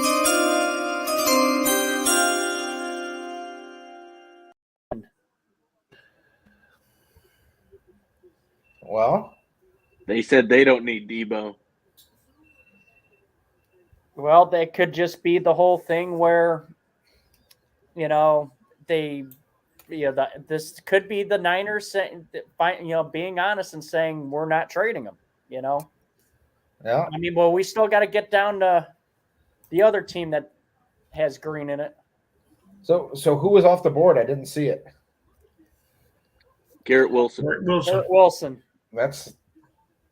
receiver. I know who he is. Oh. But From Ohio State. So what do you think of that, though? Makes sense. New York definitely needs a wide receiver, but they have holes kind of everywhere. So, yeah. I mean, he is extremely talented. Now, if his name was Cordero Patterson, then you pretty much fill all those holes in one player. They're What do you think, comparing. Glenn? They are comparing Garrett Wilson to Lynn Swan as a style of play. Wow. That's some big shoes. Wow. I mean, He's a take the top off the defense receiver, right? I mean, Well, I'll tell you what, the 2 picks the Jets made, I in my opinion, those are 2 terrific picks. I agree. I mean, if they had to be bold this year, with being that they have their franchise quarterback, he looks like he's promising. They just needed people around him. help, right? It's like he's on. I mean, sending out the Oh, the SOS. Commanders just traded their pick to the Saints. Ooh, We have a trade. Here we go. So now the Saints are on the clock. wow. Saints are marching in, huh? So that so has to be I'm for waiting on the quarterback then, right? I'm waiting on the details on the I trade. don't know. Quarterback or safety? I'm waiting on the details, but I mean, it popped up on the screen that they have traded. So I mean, are you trading picks for a safety? You are Hamilton. Hamilton's a versatile. I mean, he could play both. I'm going to go on Twitter and see if I can find anything. I mean, have you seen? I mean, I'm not a big Notre Dame fan, but Kyle Hamilton is he's an amazing ball hawking, athletic safety. He plays well in the box. He plays great in angles in the open field. He attacks the ball at its highest point. It's all the things you hear them saying about safeties, but he actually does it. I mean, But is he a shutdown safety? He didn't play anybody. He's from a small school, a small little district, blah, blah, blah, blah, blah. He's mediocre at best. Okay, so Andy. the only thing that's being said, and this is from both Rappaport and Schefter, is that the Commanders were trading back. So I don't know whether or not they swapped picks, because according to the original draft order, the Saints were picking at number 16. So did the Saints trade up and swapped picks, or is it because they also have the 19th pick too? So I'm just waiting for confirmation, but obviously New Orleans feels like they have somebody they truly want. And it makes me wonder, I mean, what do you think, since it's in your division, Mike? I like I said, I mean, I really think they're going to fly with Winston this year. They went from an offensive-minded coach to a defensive-minded coach.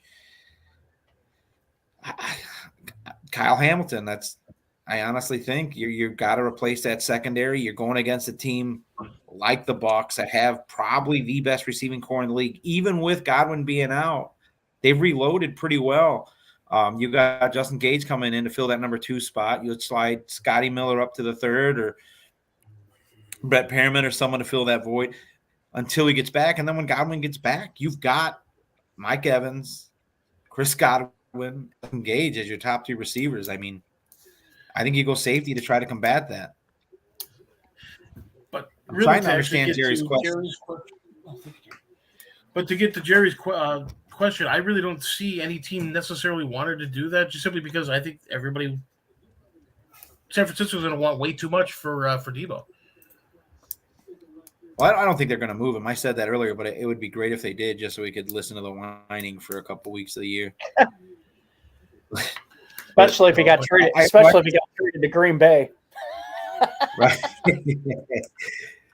And Kyle and Andy just kind of threw a rock at the TV. But there's no way. Well, the Saints pick is in, but there's no way that Green Bay is ever going to be able to afford really that type of a player. Not with what they have left in salary cap. There's no way. Not even long term. Look, we'll give you $20, over the year, but we're going to give you like a $50 million signing bonus. That's what if they signed to Bonilla? Exactly. So we agree. So Mike, you're going Hamilton from Notre Dame, the safety. I'm thinking they go defense here. Yeah, just The only thing, yeah, because that's what they're saying. Yeah, according to some people's draft board, Hamilton's the best available at this moment. Yeah, I would think that's who it goes. He's versatile. I mean, he's not UCF caliber, but he's definitely up there. Who is?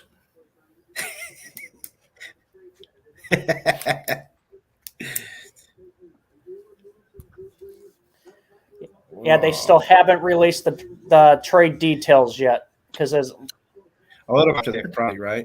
Well, probably a second or a third round or something like that, or maybe a boatload of cash and a player to be named later or something like that. Well, it's got to be Well, either actually, 16 or 19. I just saw It's something. They were 16, showing a yep. screen. They were showing a screen on the stage, and it showed that the Commanders took the 16th pick. So That's it. Wow. Yeah, They had to get that something. was earth-shattering. That was There has to earth-shattering. be Thanks for the additional detail. compensation somewhere. I mean, there's no. It doesn't make sense for them to just be like, you know what, take our pick, we'll move down. No, well, maybe the Saints gave them their other two first, or gave them the 16 and the 19 to trade up to 11. Yeah, that's a heavy cost, but Just for Hamilton? Ooh, I don't know about that. I Oh, mean, yeah. legitimately.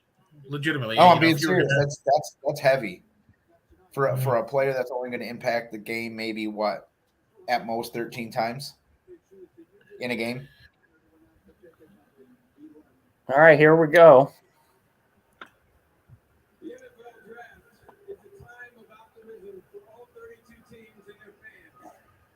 Of course, this pick, Goodell's got to talk for 5 minutes, and then he'll announce it, or somebody will announce it. Yeah. Maybe Goodell traded down to 16. That's a solid will he number ever 2 pick. lose his job? Goodell has made the NFL owner so much money. I don't think the man is ever going to lose his job until he chooses to. Didn't he actually get a pay raise? Wasn't he making like Oh, yeah. $50 million last year or something like that? And didn't he get like a Yeah. pay raise to who knows to what? Yeah, wide receiver does make sense. Jerry says they're predicting that on TV.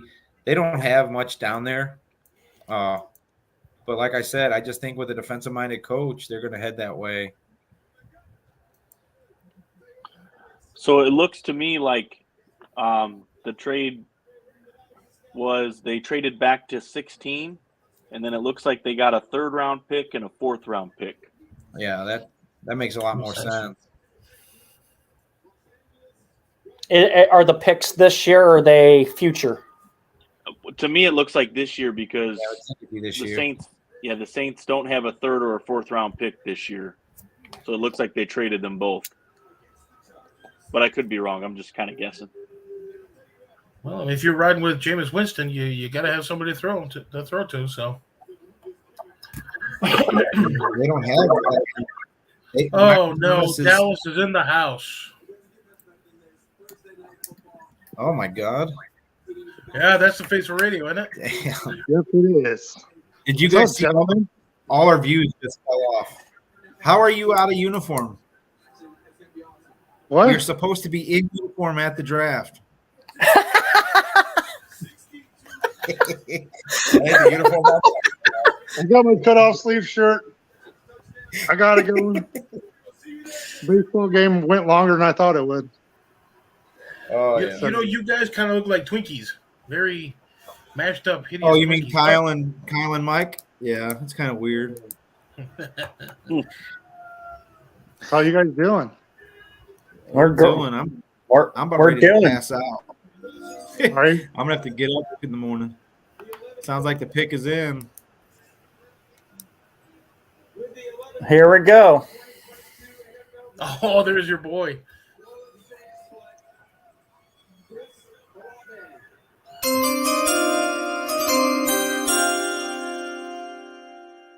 Chris Olave. Dang. I like Olave. I could It's tell a you good right pick. now. Green Bay was hoping he would continue to fall. Well, hey, I think there's already another trade. Yes, the Vikings. Yep, there was another. It had to. Yep, the Vikings traded their pick, or no, what was it? To Detroit. Yep. Wow. The Lions. Here we go. Quarterback? The trades could be happening fast and furious now. Well, and the pick is in supposedly for Detroit. Well, I think I'm they might have behind. been waiting for that Olave. If he actually was gone, then they probably would have. They know who they want now. Unfortunately, he's not going to be there. And of course, Green Bay is going to want a receiver for that, at best, again, mediocre quarterback. So if with Olave being off the board, that was Green Bay's. I mean, you would think he was Green Bay's number one target, right? Yes, it was. So do they slide to Dotson? Well, I know conference skill set.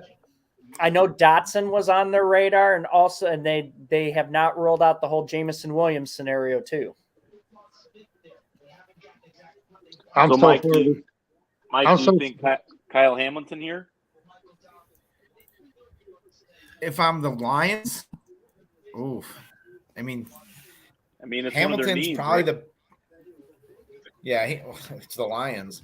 They need vendors. They need players. They need water boys. They would take Chris Conte and he would start on that team right now. Oh wow. If I'm the Lions, they're not going to go quarterback. I think they're going to sit it out with Goff. Everything I say has been wrong tonight, so It's just like every Sunday. We're used to it. except for when I fly the W. Who you Actually, thinking? no, I don't know. Well, what's his face? Booger McFarland just said the only reason why he thinks Detroit traded from the 32 spot up to this spot is for quarterback. Well, then it's definitely going to be a defensive player because Booger doesn't know shit. Yeah, he's terrible. He's terrible. You took words out of my mouth. He was breaking down the Bucs, and he's like, the Bucs are a better team when they run the ball. And now that they don't have the no risk it, no biscuit scheme, they're not going to win as many games because they're going to be running the ball. They're showing where Malik Willis was supposed to be sitting, and he wasn't even there. So is he on the phone? Is he getting confirmed that he got picked? Maybe he's getting a hot dog. Maybe he's in the bathroom. Yeah, I don't know. Oh, the Eagles just moved up to 13 now. All these trades are starting to happen. It's all falling in. This is interesting. The Eagles must be nervous that they're picking a quarterback here. It's not that interesting. It's not that interesting, Andy, because it's the Eagles or because it's the NFC least. So speaking of the NFC least, what the hell is your Cowboys? What are your thoughts on the Eagles? What the hell's your Cowboys doing? I don't know, dude. I have no clue. Neither do they. All right. I mean, dude, I'm trying to catch up on the draft stuff because I've been at baseball all night. So I got in trouble for checking my phone out there. So I don't know, dude. I still hope they go with tackle, but I don't know what they're going to do now. So who the hell knows? It's like every year's draft. For the past 5 years, I toss a coin up in the air and whatever. And hope for the best. Here's the details of the trade for the Lions. The Lions got the 12th overall pick and a 2022 second round pick at 46. The Vikings got the 32nd, the 34th overall pick, and the 2022 third round pick. Wow. Good for the Vikings. That's a haul. Not really. They're not going anywhere. Everybody's, this is their year. They're going to win. No, they're not. They're not. As Kirk Cousins They're said, like the Bucs, all talk and no action. I'm just glad Jerry's not here. I'm just happy. You missed it. Here we go. He was here earlier. Actually, he was in your spot. Was he?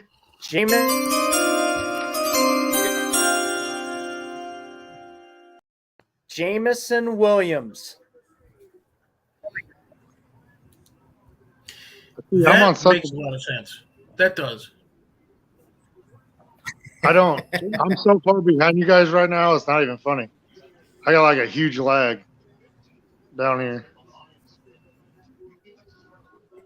Jameson Williams is actually wide receiver for Detroit. That makes a lot of sense. He is one heck of a receiver. He really is. There's like a 30-second delay when the pick comes in to when it's announced when you guys announce it because they haven't announced it on my TV yet. Aren't you in the middle of I think you need to press fast forward on your box. I don't have a box. He's using IPTV, which lags. Okay. But Yeah, so like it's coming up right now. Like on my TV, it's coming up right now. So you're saying you're basically partying like it's 1999? So when Dallas comes up, you guys can tell me. Yeah, so when Dallas comes up, I could get disappointed twice. You guys will say it, and then the TV will say it. So Yeah, you know what? Just for that, you know what? We'll wait. We'll wait until it pops up on your end, and then we'll be like, all right. No, what you know what he's actually saying? You know what actually what Styles saying? Hey, did you guys see Jaguars took the? All right, so right now we've got the Eagles. So why do you think the Eagles traded up? Who do you think they're keying on? I don't know. I don't think they're going to go after a quarterback though. I mean, they've talked about just going with Hurts for a little while to see what happens. I don't know what they're going to get. They need offensive linemen. Oh, Jesus Christ. You speak of the devil, and I can hear it. It was so nice for like 5 minutes. the Eagles. The reason why South TV is behind is because he's still watching tapes from 1994. No, my VCR broke. I'm Oh, stuck. I can't even watch it now. It's broke. And damn it. folks, Just the like crew you. is back. Just like you. I mean, but mine's broke. I was sitting in the lobby when you were like, "Oh, I'm glad Jerry's not here," and I was hoping somebody was going to bring me in right then, so I could be like, "Boom, asking you shower." So anyway, the Eagles here, right? We lost a guy here. What are you thinking? He'll be back, maybe. Dude, I think they go offensive lineman or they're going to go defensive line at some point because that's what they need. I mean, they need a quarterback, but they said they're not going to. They're not going to go quarterback. I'll be surprised if the quarterback goes here. I got a question for you, Stout. Are What? the Cowboys going to draft a center that will hand the ball to the ref? Yeah, hopefully. Hopefully. As I'm Center or tackle, dude. That's all I care about right now. I'm just looking at a draft board. I think if we go by how this is rated and we think that the Eagles will go offensive lineman, look for Tyler Linderbaum from Iowa. Yeah. I was kind of hoping because if he falls down, that's who I'm hoping Dallas gets. Yeah, But I don't think he's gonna make it that far. I remember we were talking in the year. You were real big on him going into the draft. So, I mean, if you like him, I don't think he's going to be that great. So, Cowboys need a quarterback. Speaking of a solid number 2, let's talk cheese. So, what exactly are you guys looking for as far as like wide receivers? You want? Well, see, that's the Or are you interesting looking- thing because I just got done mentioning once Olave and Williams went off the board. So now, as I'm looking back at my notes, I mean, there's Dotson from Penn State. Penn State. Yeah. Yeah. He reminds me a lot of Antonio Brown. Not the mental part, but he runs a really good route tree. He's quick in and out of his breaks. He always attacks the ball. Your quarterback plants, he's already coming back to the quarterback. Believe it or not, Jerry played a lot of receiver, and he can speak to some of the skills that is needed to play. But, I mean, most receivers catch the ball nowadays out in front of them, like way out in front of them. Whereas you'll see Dawson, he cradles a lot more. Do you think that's advantage or a disadvantage for a receiver, Jerry? I mean, fundamentally wise, it's a disadvantage because you're more prone for it to pop off your pads. I mean, you get hit from the back. You don't have any of that cushion before that ball hits your pads and goes flying, and then you look like a fool. At the same time, DBs nowadays are getting better and better at getting their hands in between there and ripping that ball out. And that is a fact right there. Right on. But yeah, so having it close to your body already, I mean, it is a good thing. But I mean, fundamentally, you want to catch the ball away from you and then tuck it in. But what Jerry do we know that played receiver? What's that? So what Jerry do we know that played receiver? I don't know. Should we do a well-being check? Well, hey guys, There's I think he's dealing with some stuff at home right now. That's But fine. I hate to be the one to tell you this, but I got to get up early. I'm gonna call tonight. I was gonna stay on. what So are the we Bucks gonna do now? actually We're not pick the gonna be next ring size for next season, but We're not gonna be able to talk about the Bucks all hour. What are we gonna do? oh, don't worry. Maybe I'll come back in, wake up magically at that 11th hour. But, I was just going to say, the 27th pick. yeah, Well, we'll it's see. not like we're going to talk about him anyway. But have fun, guys. I will definitely check it out before I go to bed. All right. Yeah. Later. Peace. All right. That All right, was let's talk about him. Let's talk about him now that he's gone. okay. That sounds like a plan. I mean, Wait, Okay, so the Eagles and Texans trade information came out. So the Eagles obviously got the 13th overall pick, which is in. We're just waiting for the commissioner. And the Texans got the 15th overall pick, the 2022 fourth round pick, and two 2022 fifth round picks. wow.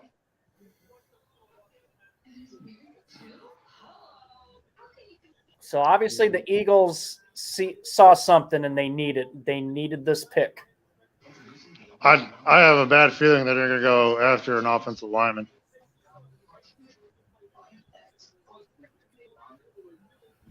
And All right, Jerry dude. leave again.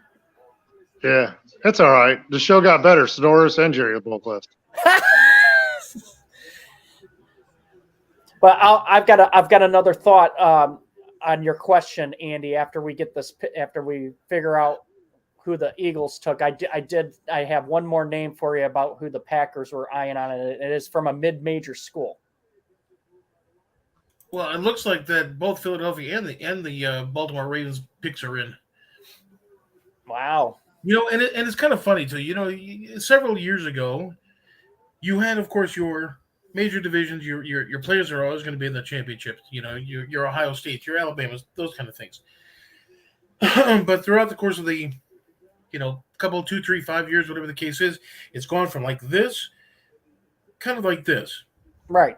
So I don't even necessarily know if you would want to call that. I mean, look at like North Dakota State, for example. They're like the 79th, defending national champions in one AA or whatever the case is. How are they pronounce it these days? But they can literally go in and beat some major. They beat Iowa, or is it Iowa State that they beat a few years ago, even last year? So it's just one of those things where that talent level is starting to really kind of sort of equalize. You might have like some of the guys like from Georgia and Alabama, like those guys are just freaks of nature. Right. But as far as like your skill positions and things like that, it's just one of those. It's just one of those things where everybody's getting to be almost equal. Yep. Well, obviously they're delaying this pick because they're. Oh, here we go. He's finally getting to it. Good old Raji.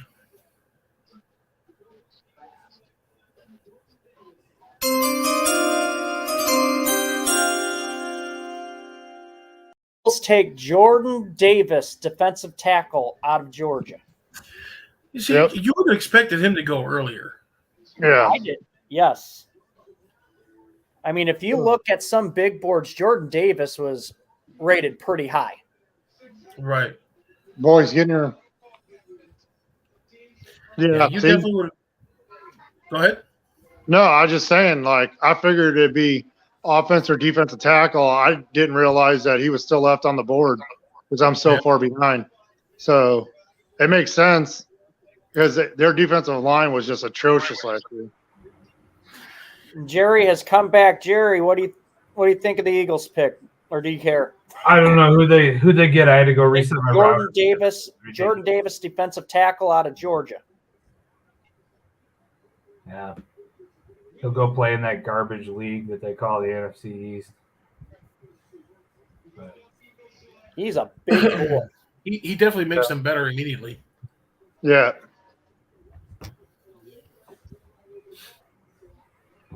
All right, so on the clock is the Ravens, but as Andy said, they've already picked, so we should get a quick pick here. yeah, that means their guy was sitting there already. Oh, Kyle's here. Let's bring Kyle back. And they kick him out. I didn't kick him out. Hey, fellas. I was trying to add him, and by that time, of course, it said to remove. So, Oops.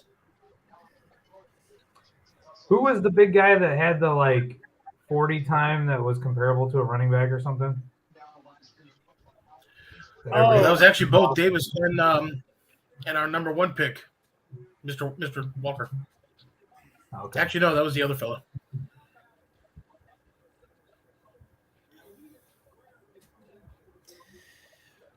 Okay, so we're down with the Ravens pick here.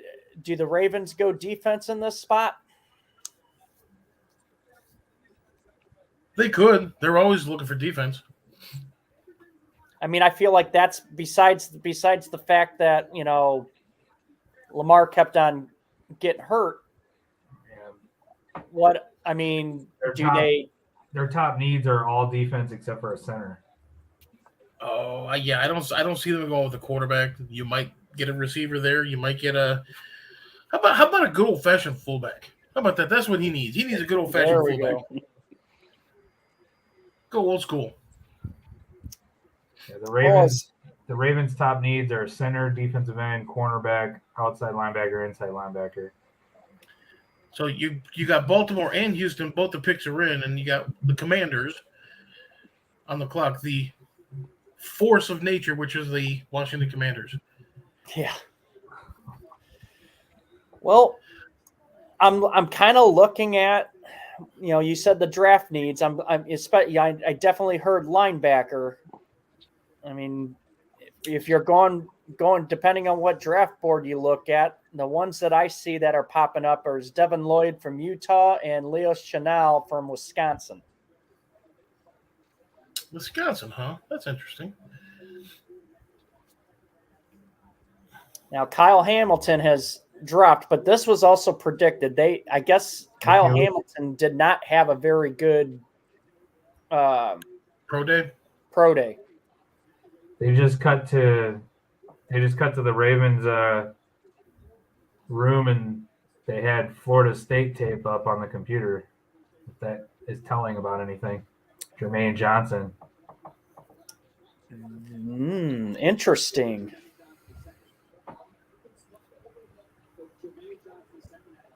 Not really. But they're obviously got their guy with picking that fast. They had the guy that they had planned on getting. He was available still.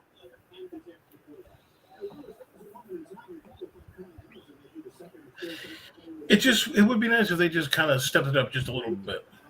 Mm-hmm. The picks are they got to fill out their 3 hours or whatever.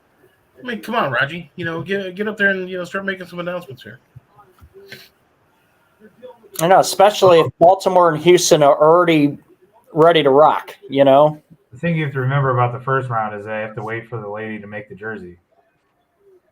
Oh, that's true enough. So, especially if it's a pick that nobody expected, she's got to type that out and get that all ready. Well, they have the letters. They got the letters. I saw the video before of how they do it.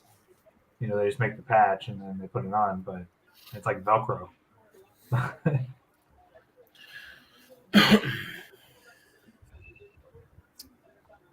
So quarterback, obviously now we're looking, shoot, theoretically, I think the quarterback could, as the more and more we go down, it could be end of first round. We could be looking at second round before a quarterback's taken. I mean, we're still at 1920, right? Yeah. Back to back, You know, maybe. You do. I mean, I don't want to say it's a weak quarterback class, but I mean, you don't have like for example, a Joe Burrow. Yep. All right, here we go. So, I don't know.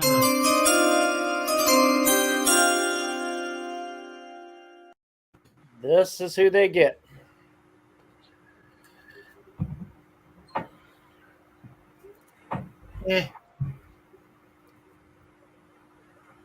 I mean, I didn't hear that in terms of a need, but obviously the Ravens see something. Well, you know, I mean, they're always in it for the defense, that's for sure. And for some reason, I just feel underwhelmed.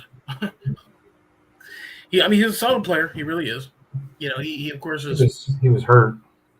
Yeah, it's just for some reason it just doesn't snap at you. But I'm sure he fits in their scheme quite well, though, because like I said, defense has always been, you know, Baltimore's strong suit. I was just gonna say, I mean, Baltimore. I mean, you think about the defensive players that have come through that program under Harbaugh, and you know, you start talking. You know, obviously you have Ray Lewis. You've got, but I mean, Ed Reed was phenomenal. Who? Never heard of him. So the Texans pick is already in. Yeah. Their top need is a defensive end, and the best available listed right now is Jermaine. Got to be Jermaine Johnson. Yeah, this could be the Jermaine Johnson pick. So, I completely agree with you on this. You got to think with the Ravens not taking him, the Texans are, yep, that's our guy. Well, which makes sense with the Texans because isn't Lovie Smith the head coach? Yep. It's good to see he's back in the league. I mean, he lives in Houston, so, you know, it's not like the commute's going to be a killer. As long as he doesn't do the repeat performances when he was the Bears coach talking about Rex Grossman every week. Sexy Rexy. Took him to the Super Bowl. Rex Grossman is still our quarterback. Hey, he's no Kyle Trask, and he's certainly no Jimmy G. I mean, your Lovie Smith impersonation kind of sounded like Forrest Gump. So, yep. Well, I thought when he spoke, sometimes talking about him, it was like Forrest Gump. Life is like a box of chocolates.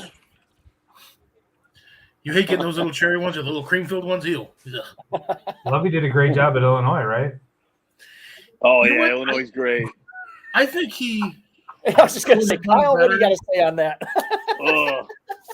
I think he could have did better at Illinois. My brother-in-law he went to Illinois, so...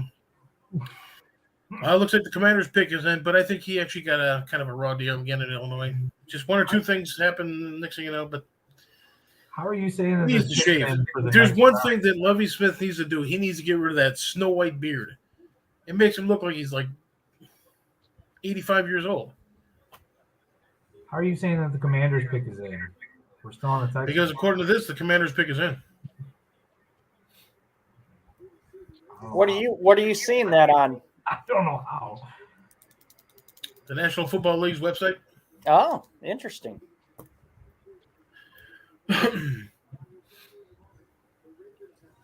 The old Houston Texans, that pick is in via Miami, Philadelphia. The Commanders is of course. They just said the Ravens just traded away something, and they're going to announce it after this pick. Just trade away Hamilton. Probably a winning record. Hey, now that we got him, yeah, you wanted him, right? All right, now it just went up. Yeah, that happens. All right, here we go. He should announce the trade right now, right?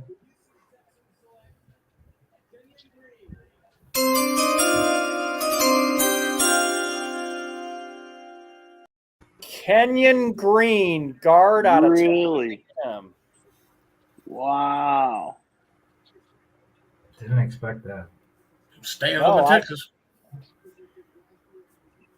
I did not expect that at all. And honestly, he's not even in like the top 20 on this board that I have. Looks like his dad could suit up and play too. I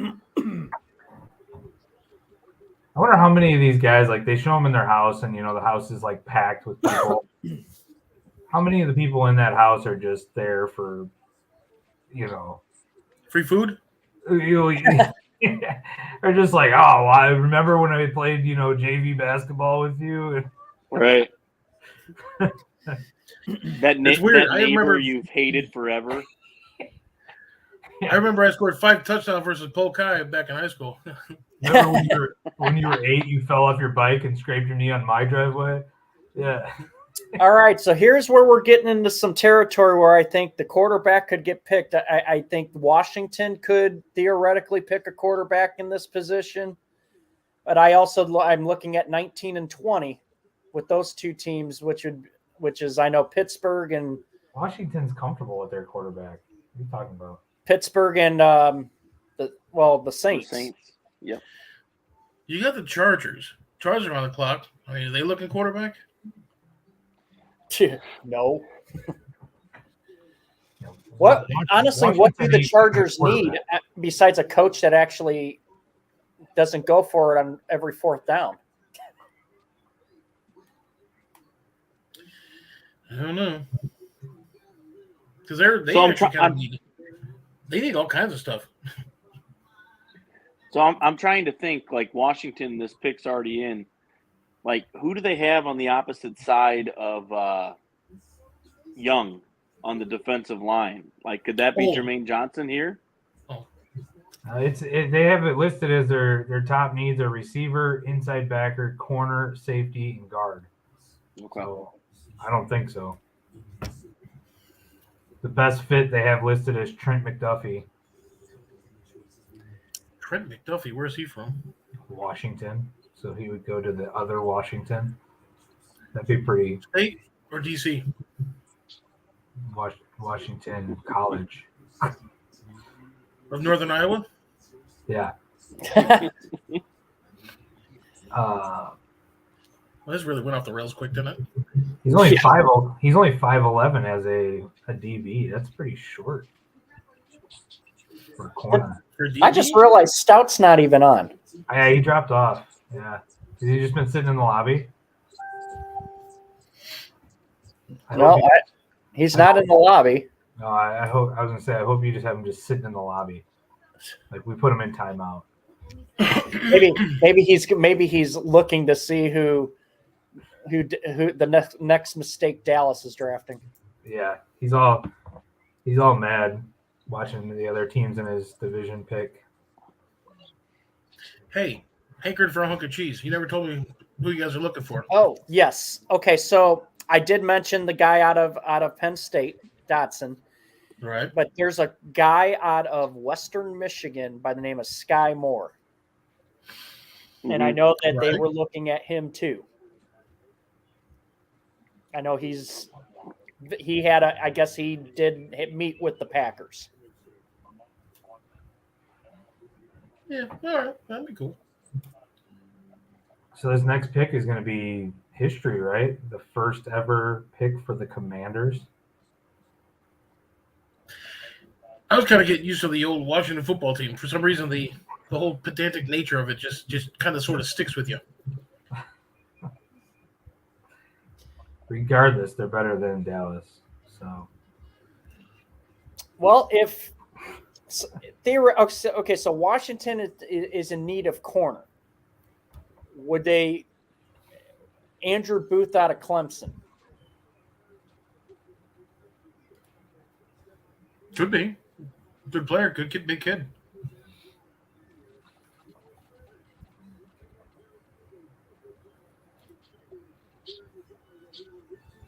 Hollywood Brown got traded to Arizona. who? What? Ravens trade Marquise Brown, Hollywood Brown, to the Cardinals for pick number 23. Wow. Yeah. So does that mean they're going to go receiver at pick 23? I don't know. Looks like the Chargers pick is in also. That's interesting. So if he's worth a first-round pick, then Debo's worth how many? That's true. That's a very, very good point. You know, I mean, How many did they? wow. It was 2 first-rounders for Tyreek Hill, right? Yep. Yeah, so they were saying that Debo would be more than Tyreek Hill's deal. Maybe a couple of cans of Pringles. Come on. All right, here we go. So the Cardinals are really trying to get Kyler not to go anywhere, huh? Mm-hmm. Wow.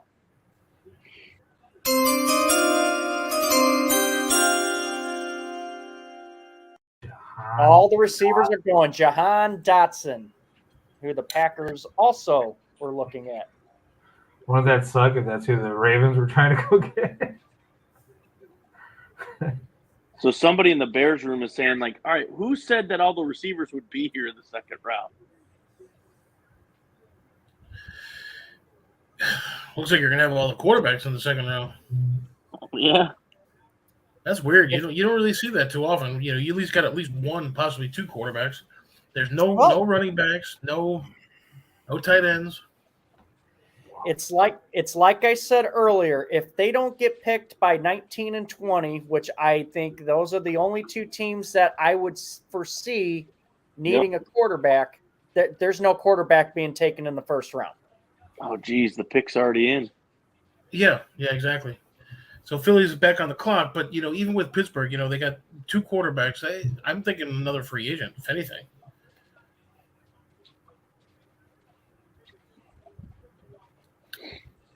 I don't know what's their salary cap look like. I haven't seen what the Steelers' salary cap looks like.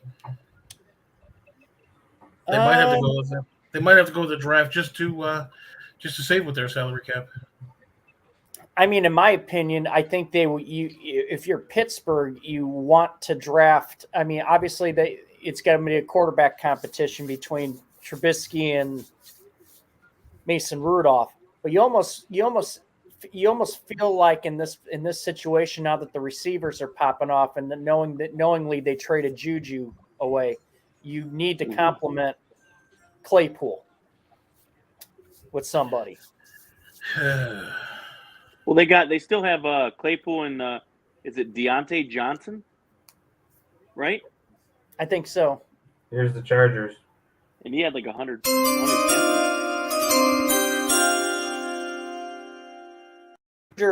The Chargers take Zion Johnson a guard out of Boston College. Protect Herbert. No, that was one of their top needs. They still need a tackle. I can see Zion Johnson. Zion Johnson, he is a. Tennessee's listed as on the clock, so that means Eagles traded. Yes, the Eagles did pick the Titans. Wow. And the trades are, like I said, they're just coming and coming. So Tennessee's main need is a wide receiver, then a guard, tight end, corner, and outside linebacker.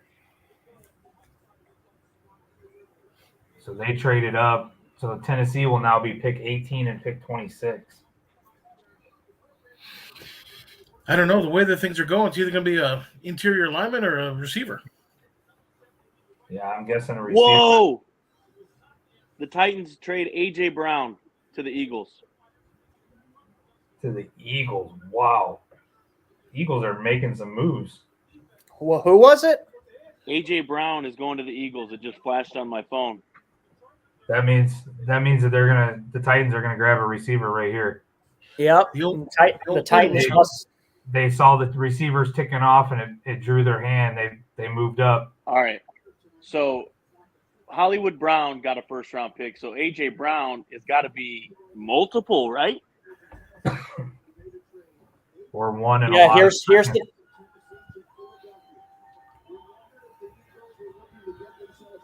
Yeah, it just says Titans trade AJ Brown to Eagles. Wow. So that was for the pick So because the Eagles were on the clock. right. So Yep. we need yeah. to see the details on that because if Got to be multiple. I believe I think you're right. I think Yeah, if there's got to be some stuff in the background, but there's at least that first rounder right there. and the Titans pick is in. So we're all theoretically saying they're getting a receiver here. You have to. If you just got rid of a receiver, you're seeing all these receivers ticking off the board, and then you jump up. That means you're jumping up to your guy now because they're also on the clock at 26, but they don't think that guy's going to be there for them. Right. Okay, so here's where I see happening here. You've got Treylon Burks out of Arkansas is still available. Wow. You got George Pickens of Georgia. You got Sky Moore of Western Michigan.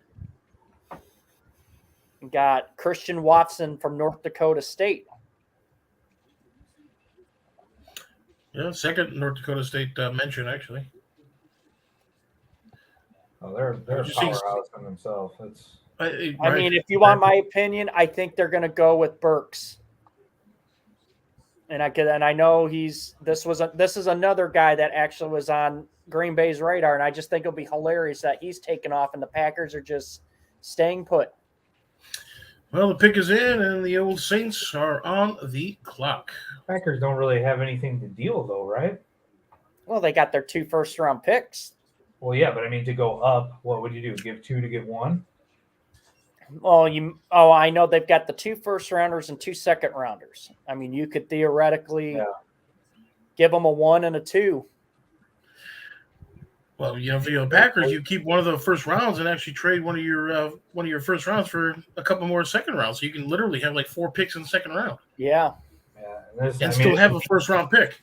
It's a deep draft, so yeah. And I keep looking because I follow about 4 or 5 different Packers sites with a lot of news from the beat guys up there, and there is literally nothing. I mean, besides the fact that they said, well, another one from the Packers wish list is off. But it's like all of a sudden now it's reality starting to set in. If they were truly banking on getting one of these top tier receivers, they're starting to fail. So I can't believe there's 4 different groups that actually have Packers news. I'm a little offended here. I'm looking at ESPN.com and they have you can see like best available, right? Uh-huh. So I searched it by wide receiver and I'm not seeing myself on the list here. Huh. I don't know. Well, Jerry, hey Jerry, you may be getting a phone call from that team up north. Hold on. There's a second page. Sorry. Okay, here's the trade details. The Eagles got AJ Brown, and the Titans get the 18th overall pick and a 2022 third-round pick. Wow. What? Wow. So a 1 and a 3.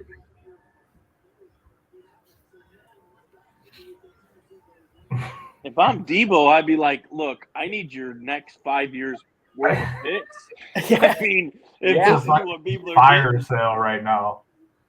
This That's is- why I don't think Debo's going anywhere because the price is too high. Nobody. I don't either. I think Right. well, Especially now. I think that solidifies that. So Well, let me ask you this now. This is like a question that's absolutely in earnest. So you had Deebo Samuel, who was basically a big part of your offense because you had a quarterback that wasn't necessarily one of them, like a Mahomes or somebody's going to throw the lights out. Not a playmaker. So with that being the case, let's say you get a quarterback in who actually does do more passing and things like that. What's that going to do with Debo? Because if he's actually worth like 11 first-round picks this year, next thing you know, his production goes from 50%, 60% down to like 30, 38%, something like that. Production next year. What's that going to do with his draft picks and all that other stuff? I don't think his production is going to go down. I think it would only go up because now you have another threat in the backfield where you can run misdirection. I don't know.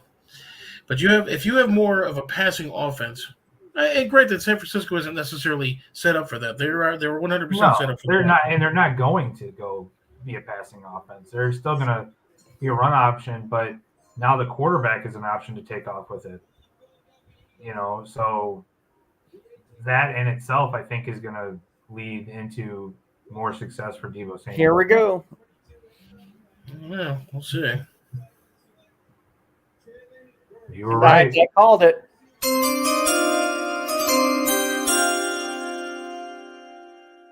Treylon Burks. Wide receiver from Arkansas. Yeah, that makes sense.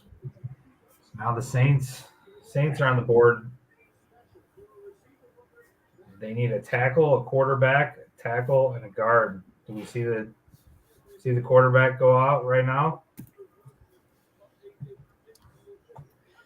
I think these are the two picks where I feel if the quarterback's getting taken, it's between New Orleans and Pittsburgh. Other than that, if that doesn't happen, I don't see them going in the first round. I don't. They just pop up the graphic that they compare Burks to Deebo Samuel and A.J. Brown. Speak about relevancy. Yeah. Yeah, but you also got to think, who's actually doing it? Who's actually –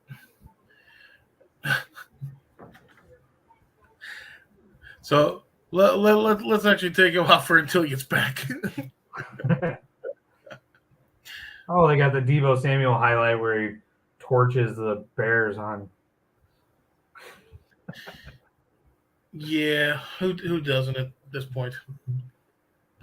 Well, not next year. Last year, yes. This year, undefeated. Yeah. Super Bowl champs. I'm just happy that I found myself on the second page of best available receivers. So I'll probably be like a 5th, 6th round pick. Yeah. That's when I'm expecting to go. So is it like the Mexican League? Is that what it is?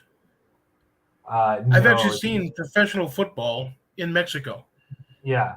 No, I think they play on the island of Madagascar, but I'm not indeed. Sure. Also in Japan, so maybe you should think about going overseas. Kyle's talking, but he's muted, so we're just going to keep acting like we can hear him. So I'm glad you said that, Jerry, because I was watching some A.J. Brown highlights there, and I saw a lot of you there when I was in the A.J. Brown. Yeah, well, they actually compare A.J. Brown to me, not me to A.J. Brown. Right, a 5'2" version of A.J. Brown. I mean, I see it, Yeah. 5'4.5". 5'4.5". And I'm not talking about my long jump.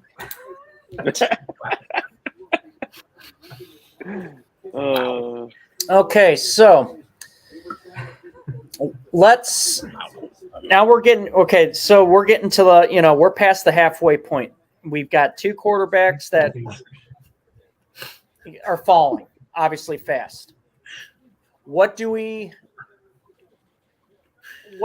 think in terms of pick us in? What do we think in terms of, like, besides the quarterbacks, like the rest of these teams that are drafting? Are we finally going to see? Are we finally going to see any more linemen? I mean, I'm kind of shocked that linemen hasn't been taken. Not a lot of linemen's been taken.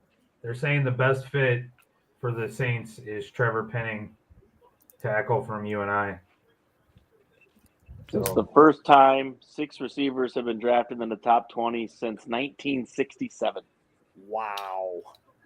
Yeah, that's all you have is interior linemen and receivers. No quarterbacks, no running backs, no tight ends.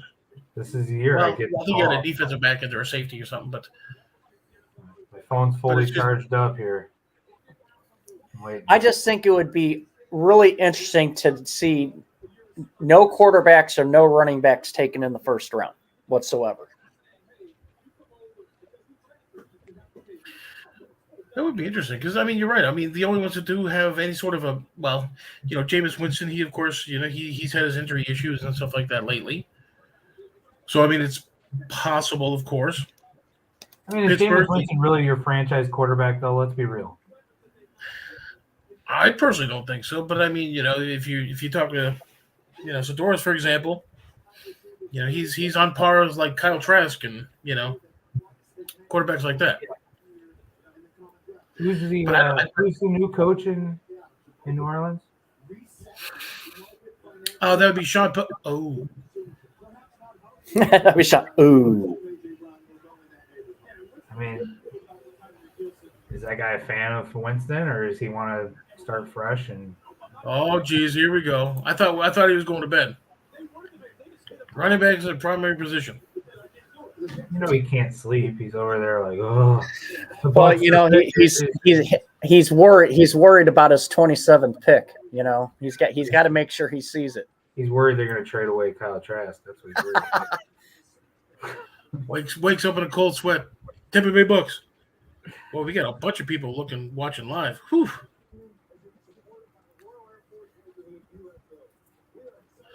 So we still haven't seen yet a team trade up into the first round that didn't have a pick, right? I don't believe so. No, we've just seen shuffling it within the first round. Mhm. Do we foresee in the next 10 or so picks that possibility happening? It's possible. Bears are going to trade up to number 2 to pick a mediocre quarterback.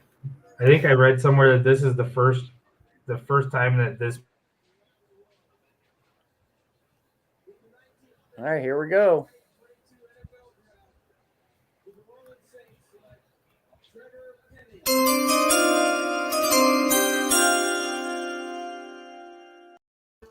Trevor Penning out of Northern Iowa, and I believe, Jerry, you called that.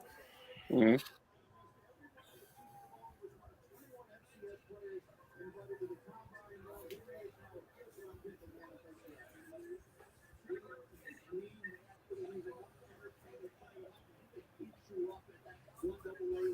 Yeah, he's a big boy, too.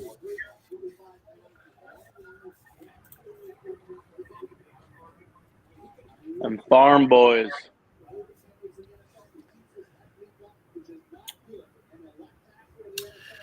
All right. Don't know. So here we go, number 20. Now, this is the Pittsburgh pick is interesting because obviously you would theoretically think they're not sold on either quarterback. I do believe they need some offensive line help. I think defensively they're missing they need an edge on defensive. So Jermaine Johnson's still there, right? Yes. And if you think if quarterback's not taken here, then with all the moves that all the trades that have happened, they're not going to probably go first round, right? Unless somebody trades up. Right. But then again, this is what Sadorus was predicting, that this is where Pickett will go. And they keep him in Pittsburgh. And see, that would be Who got interesting. picked? Pickett I over missed it. Willis. And the pick is in. So this is interesting. If it's a quarterback, I do think that the Steelers will pick Pickett. But if it's not, I think they'll go with either an offensive lineman or they're going to go with what we discussed with the edge rusher, Jermaine Johnson. Who did the Saints take? I missed it. See, Trevor Okay, Penning so- in Northern Iowa. right, Okay. Trevor Penning. I said it, yeah. Yeah, you called that. Offensive tackle. The only I don't necessarily think he should have been a number 19 pick. I mean, he looks like he's a heck of a player, kind of nasty. 6'7", 325. Yeah, but he did go to a powerhouse school like Northern Iowa, but You were just making the argument that Cincinnati was a powerhouse. that's different though. Hey, but Just like you give me crap for saying that Jimmy G went to the Super Bowl and stuff, and then you're like, well, Rex Grossman went to the Super Bowl. He did. So, Same But was argument. Rex Grossman 2 yards away? No, not even close. so here's an interesting question for the 21 pick in New England, because Belichick always seems to like to make moves. You know, he likes to trade down or trade out of a pick to acquire more picks. Is this where Belichick makes one of those moves again, or do you think they actually pick? They pick.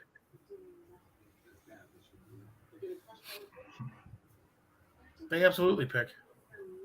I don't know. I feel like the moves have already been made.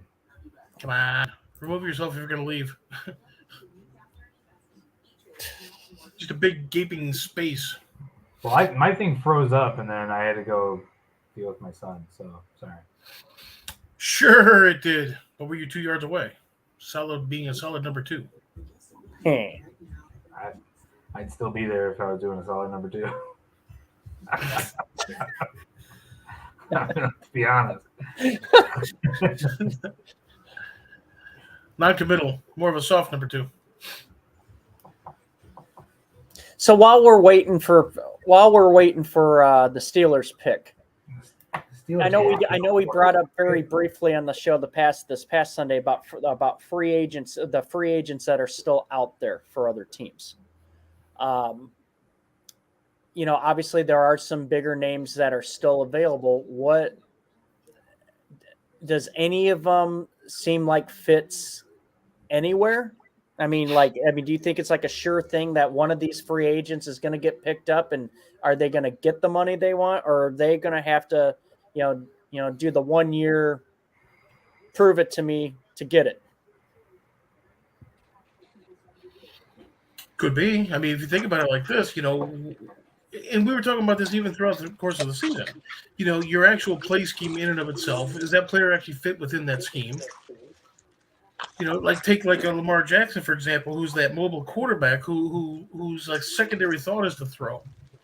So, you know, it's going to be one of those things. You know, is he going to fit in a pass heavy offense? Perhaps not. You know, he might go well actually in San Francisco, for example. You know, who is not a pass heavy offense. Right. So it would just depend on really the form and the fit. It's essentially what it is. So, because I look at a team like the Bears, I mean, with the receivers that are still there, I'm surprised the Bears haven't floated the idea of picking up like a Will Fuller or something like that, just on a 1 year prove it, just to give Justin another weapon, so to speak. So depending on, well, of course, you know, who was where was Eberflus last year? Well, Indianapolis. So with that being, I mean, I know that. I'm saying, with that being said, you know, were they pass heavy? Were they run heavy? Well, they were more run heavy because they didn't have a quarterback that was talented enough. And they had Jonathan Taylor. Here's an insight You're for going to bust you. on Phillip Rivers like that? Here's an insight for you. All right, they're letting Franco Harris. I'll wait until after this. And yes, Mike, I gave you credit for picking that. Man, you don't give him credit. You don't mention him. He's not even on here. He called it big.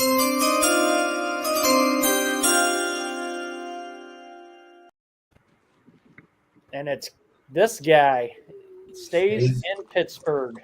Stays home. So here's a weird insight for you, as this girl's dress almost pops off when she jumps up. Yeah. I don't think he even expected to go in the first round. Probably no. I To be that emotional about it. So I saw this posted. It says, why would the Ravens trade Hollywood Brown for the number 23 pick when that selection is 9 away from being on the clock? The only explanation is that it gives them time to shop that pick to the 49ers for Deebo Samuel. Ooh.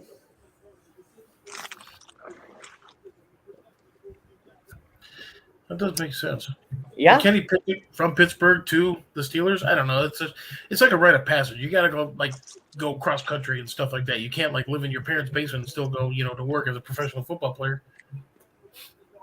But that's actually that is kind of thought provoking. But I guess they were asking maybe too much. I don't know. I mean, I'm sure they're just sitting there taking phone calls right now. Could be, but I mean, who really needs that running back?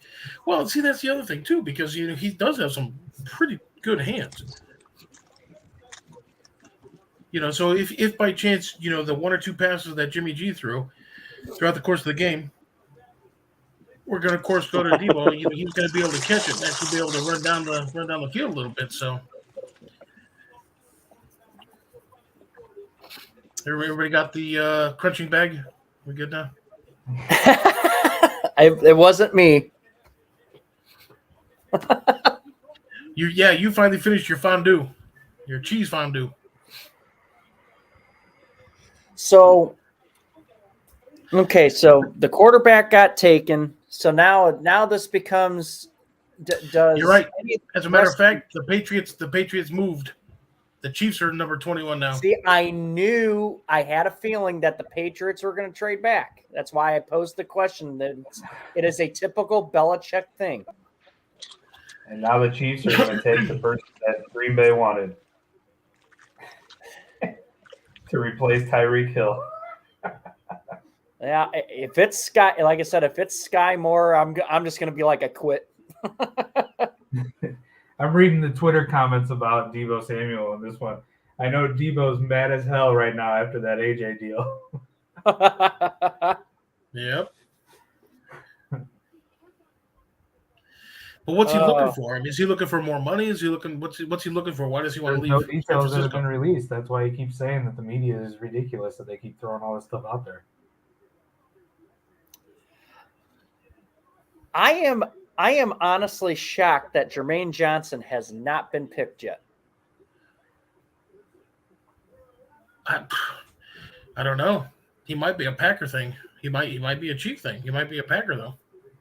Or if he sneaks down to Baltimore, Baltimore's going to take him. Mm-hmm.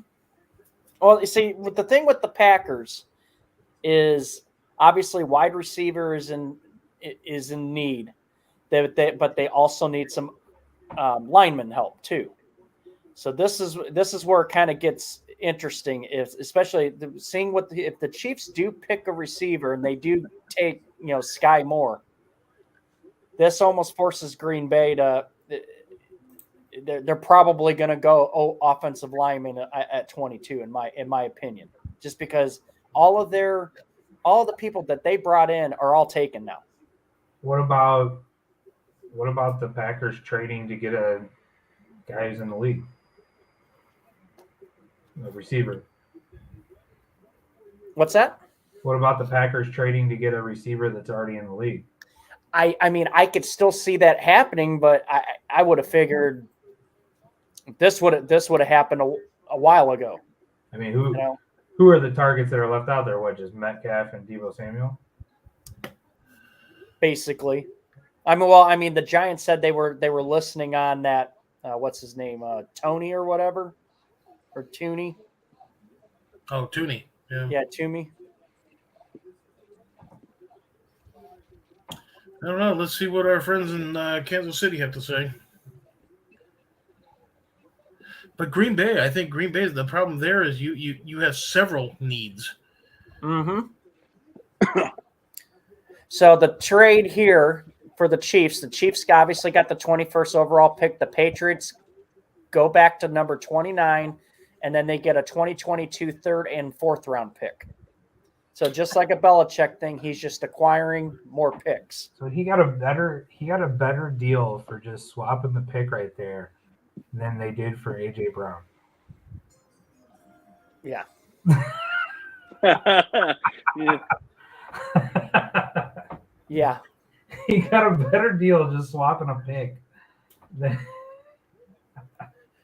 So the mad genius wins again. Yeah. Right. McDuffie.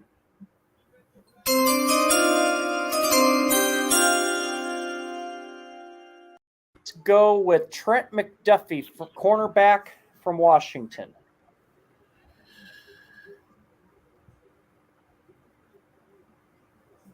All right. Yeah, because I think they ended up losing. They ended up losing who? I think Mike Hughes, actually, UCF kid. I think he was a cornerback, and it wasn't. No, different team. UCF. Yeah, they got a What? tough team. Kansas City. So you think the Packers are going to try to trade for a couple of number 2s, a couple of number 3s? This is an interesting position to be in because obviously they have the number 28 pick as well. This is tough because with what they need, I mean, obviously I guess you would call tier 1 receivers in this draft have basically been taken. They probably banked on getting one and obviously didn't work out. They probably didn't like they probably did call to try and trade up and weren't going to back off, weren't going to probably give in to some of these offers. See, but that's the thing. They had 2 picks. You could have actually taken that pick and actually traded up, or at least traded down to get extra picks. I'm saying the Packers go Dean. Packers go defense? Nakobe Dean. Oh, Dean. Huh? Pick is in already, so they're not trading. Their needs that are listed are receiver, guard, defensive end, tight end, and inside linebackers. So he addresses one of those. Well, maybe this is where Jermaine Johnson goes. True. With the loss of Zadarius Smith, this is this may be where you replace him with Jermaine Johnson. Pick is in. We'll find out in the next 40 minutes.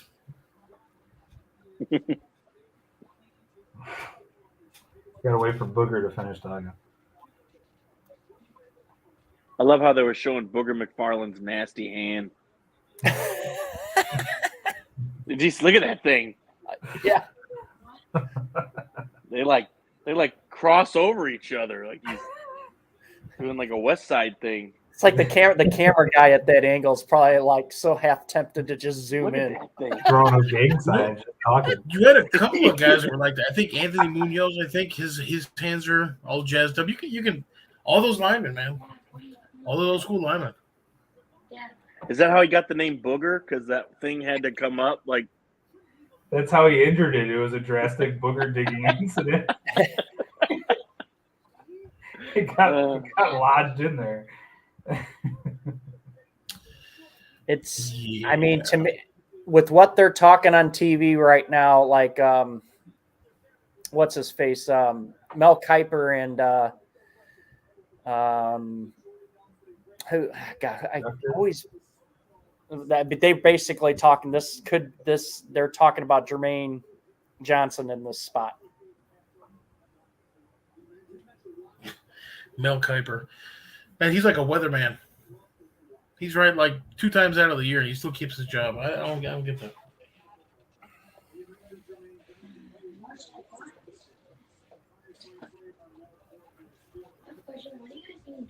I'm just wondering why he fell so far.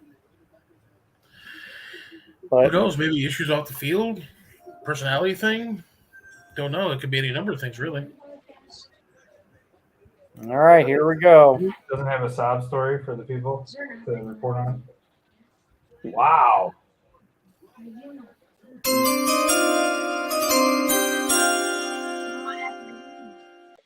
So, Quay Walker, inside linebacker out of Georgia. Oh.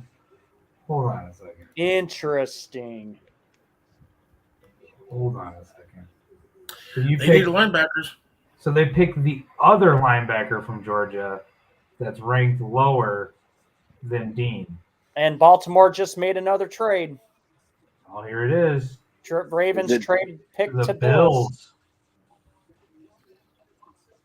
Oh boy. What do you think of that pick, Brian? I don't know, man. I don't.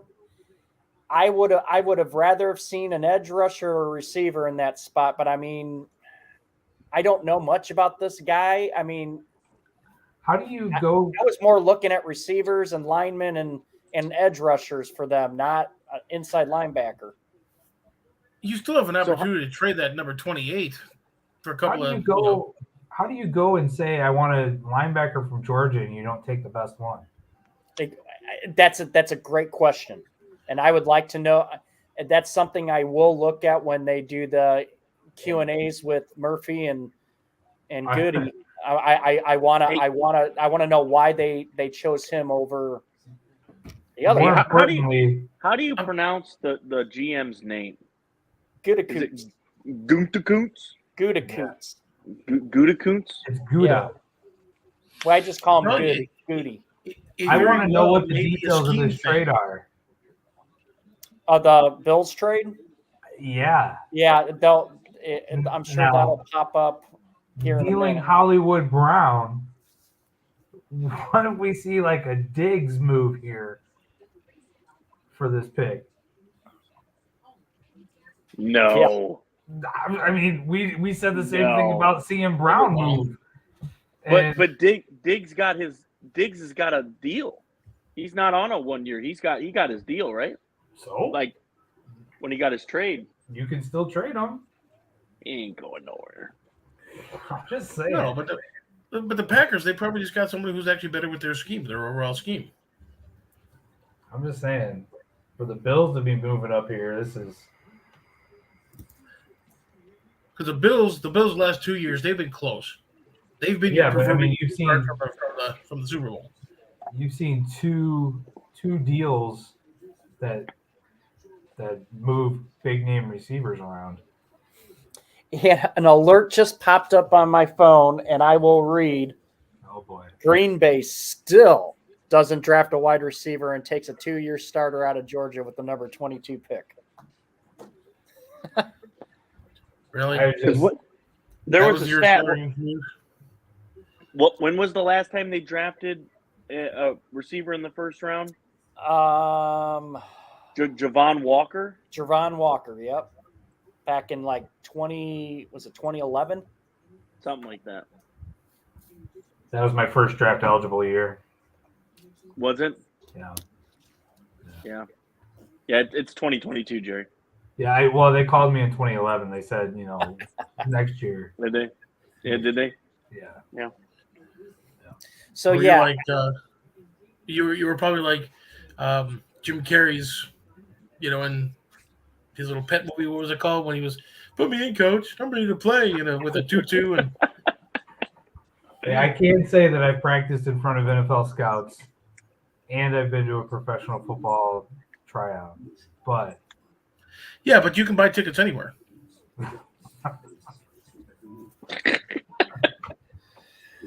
yeah. Oh, So we're just awaiting the details of this trade, and obviously we're awaiting Buffalo's pick, but I think it's very interesting. The Ravens are wheeling and dealing, and it makes me wonder what happened here. And I mean, the they had to Bills have pick something is good, in. right? The Bills pick is in, and they should just skip Dallas's pick. Yeah. Either one of those guys can go with the edge rusher. Dallas is just going to pick advertisement rights for Plan B. Wow. I mean, in all seriousness, I do agree about Dallas maybe taking a pass rusher. With Dallas's 24th pick in this year's draft, they select Maury Povich Maury Povich. out of WGN. Interesting. Well, you still have that. What did old Mel Kiper say? Tyler Lindenbaum, center from Iowa. Bill's pick is in. Saying the Bills need a cornerback, a receiver, running back, guard, and tackle. Best fit is Andrew Booth. Okay, so Doris just texted me something, and I'm going to confirm this. I'm going to go see if I can confirm this, and if so, this is some Not a pretty picture of serious it. news. His turds, is it?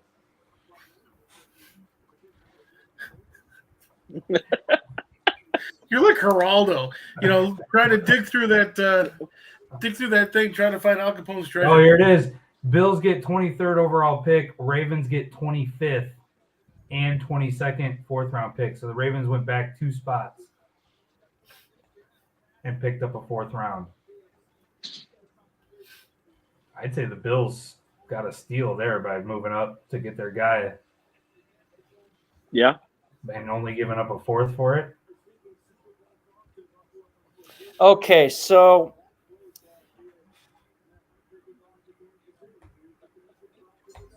okay, I'll say it after the selection here. Kyer Elam. The suspense is killing me.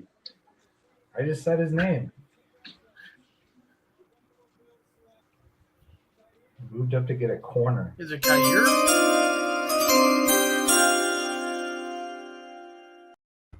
Kyer Elam, cornerback from Florida. All these Bill fans are like, yeah. All Like, right. Hey, who is that? No team. Yeah. That Who? guy. Okay, so That's 3 I balls left in a everybody row. on a hanger here. So Yeah. Okay, This that guy is- cheering right there has no idea who this is. this is confirmed from Ian Rappaport that it's, and I will just read verbatim, a big time scare before the draft. Georgia's Trayvon Walker, who was the number 1 pick in the draft, was in a serious car accident in Athens, Georgia before the draft, crashing into 2 parked cars. He emerged without injuries somehow, no citations, but definitely a scare for sure. So they got rid of the 8-ball and the tranny before the cops showed up. Well, did you- Yeah, he was having car problems with his Yeah. transmission. Remember, we got to keep it relatively PG, even if it's Well, late. I think sorry. maybe he got a little too excited after, I guess, what a report came in that like the top, I guess a top sex worker from Las Vegas was giving a free session to whoever got picked number 1 Oh, wow. draft.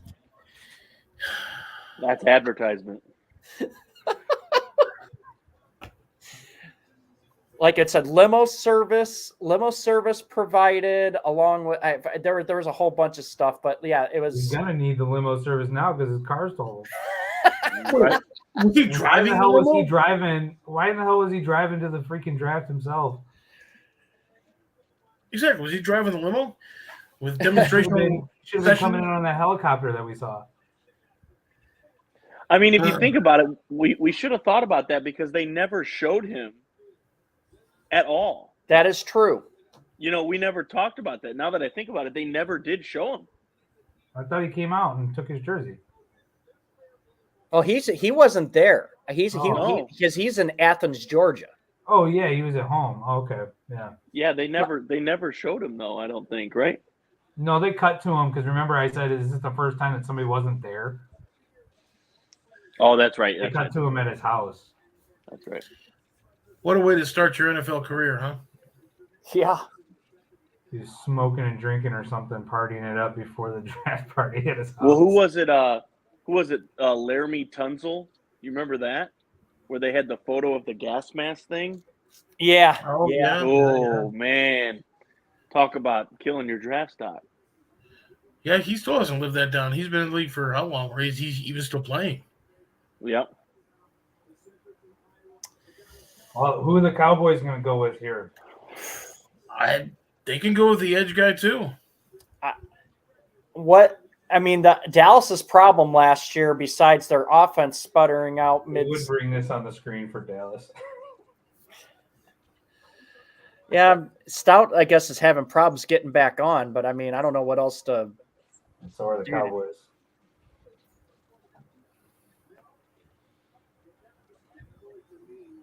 1% chance Jermaine Johnson is available at pick number 24.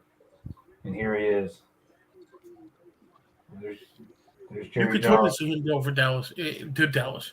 You could totally do it. But they have several needs too. Everything from All of his, receivers. all of his bigwigs are going to start kissing him. Mhm. I mean, could they go linebacker? Could they go edge? I mean, I think their problem is more defensive than offensive. Even though that when they did make the decision on CeeDee Lamb over Amari Cooper, do you feel like they need another receiver still? Yeah, because Wilson's gone too, right? I think so. Pick is in. ESPN has their best fit as Nakobe Dean. The best available is Jermaine Johnson. They need both those positions. Did you see the little war room there with Dallas? Yeah. Where they were sitting around smiling and stuff like that. What a hideous room that was.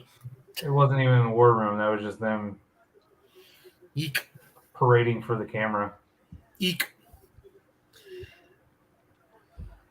And McCarthy looks so uncomfortable sitting next to Jerry. McCarthy looked uncomfortable no matter where he sat. Right. That's because he knows he has to jump up and he's going to get made out with from Jerry Jones. Yeah. Eek.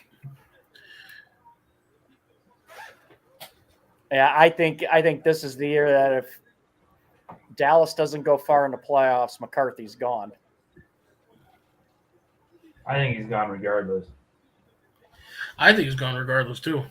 You're right. I think that guy who stuck around, what's his name, the coordinator? Oh, He declined the New Orleans job. well, he declined the Bears job too. Yeah. What's his face? I think Jerry might have actually Atlanta. gotten to him on that one. He's like, "Hey, you want to stick around? We can, Yep. give me another year." And I think he promised him the job in a year. yep. Don't be surprised if Sean Payton comes back to take that job. That's a very good possibility there too. I don't know. He might came even out stay into with Dallas. They went tackle. Cowboys going tackle.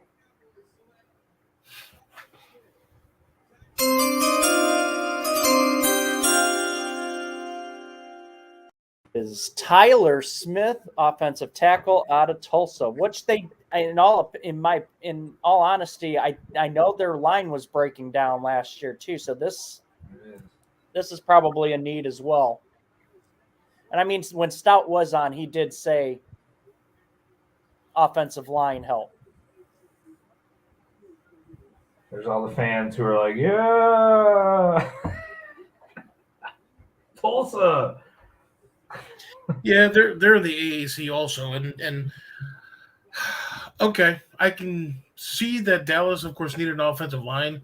Okay, that's an underwhelming pick, but all right, cool. Oh, the Ravens are back up.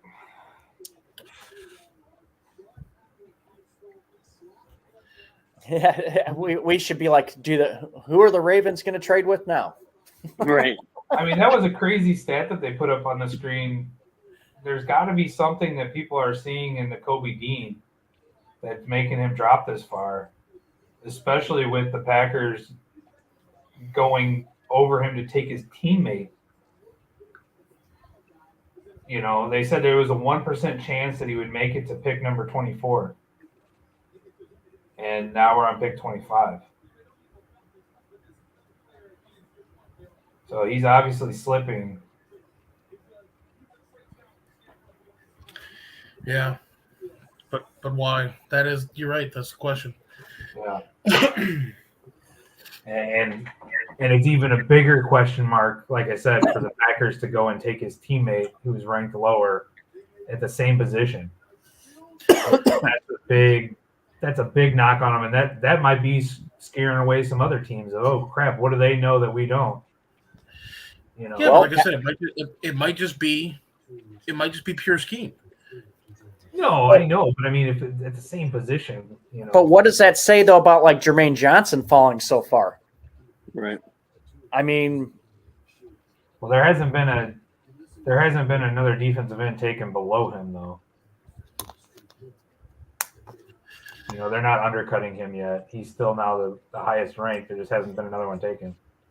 now I will say this: once I saw that name, that Linderbaum, who's a center, that's another name to watch the Packers draft because they theoretically need a center. Baltimore's on the clock, and their top need is a center. So maybe you'll see him go here, right here. Yeah, that's true. They probably will. Yeah. And they knew that the Cowboys weren't going to go for him, and you know, so that's why they traded back. All right, I'm going to check Twitter again. It is interesting though, like we were talking about before, that none of the teams that are not in the first round have not jumped up into it. I would have thought at least one team would have took the plunge into the first round. Well, Baltimore, they're best available. Their needs: linebacker, cornerback, offensive line. Linderbaum, of course, the center. Jermaine Johnson, Florida State, of course, and Willis, quarterback. I can see them taking Linderbaum more than anything else, but Jermaine Johnson, like I said, Baltimore's always good with defense. Mm-hmm. You have Baltimore listed as needing a quarterback? That's what it said. Yeah, Lamar Jackson. Right. Maybe that's going to be their future, their 3-year plan. I don't know. That's kind of interesting, but you can see them taking an interior lineman. They can of course use an interior lineman. Yeah, it's listed here that their needs are center, defensive end, cornerback, outside linebacker, inside linebacker. Yeah, So, defensive end. That's where Johnson would go, and you could definitely see that. And maybe that's why they traded back a couple times, because they kind of figured Johnson was going to fall to them, and maybe that was their guy all along, and they could have got some extra out of it. It's hard to actually judge the fact that if we go backwards, we're going to be able to get him. I don't know. Well, I'm looking at we got 8 picks left, and I'm just looking at the teams, and just eyeballing everything. I mean, we discussed, quarterback, right? So the only team I see on there that would theoretically possibly take, well, there's 2 that would theoretically take a quarterback because they're kind of in that mode where they need to look for the future. To me, is the Titans and the Vikings. Everybody else has a quarterback. I mean, Buccaneers technically. I mean, could you theoretically say the Buccaneers should start thinking about that too? But Are they autographing a Subway sandwich? Yeah, and then this guy drawing a copy of his drawing that he already did. You know what? I can certainly see the Buccaneers looking quarterback wise, because you got to think in the next 12 to 15 years, Brady's going to finally retire. well, Brady's gonna They already got that guy. minority owner of the Dolphins next year and playing for him. Pick his end for the Ravens, Yeah, that's old school for sure. and then Tennessee's back up. And see, remember when we were talking about that? When's it going to be to the point where you're going to have to start kicking in some membership for the ownership in order to be able to actually get. But you got to appreciate Tom Brady. He's always cutting his salary just to be able to get extra players around him, and you can at least appreciate that part. I guess, what was it, like a little over $35 million dead drop to the salary cap if he's there next year. Right. So you could certainly see the fact that they would probably look to potentially move him around. But We're gonna have Sidora jump back on here in a second. Who? Fedorus. Oh, that Bucking guy. Yeah. I'm actually interested to see who they take that Tampa takes at 27. I mean, I know they have some issues they would like to shore up, and I know they want to be all in to win the Super Bowl next year, theoretically, if this is Brady's last year with the team. I mean, they're definitely all in regardless because Brady's time is ticking. So by bringing him back, you went all in again automatically. there we go. Tyler Linderbaum.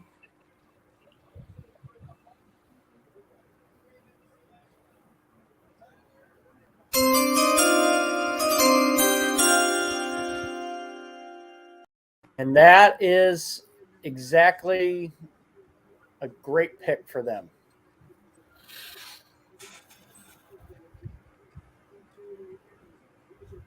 Remember, we were talking about him throughout the course of the season too. Mm-hmm. You ever notice that, like, when you watch the draft and they cut to these guys that are at their house, they all live in mansions already?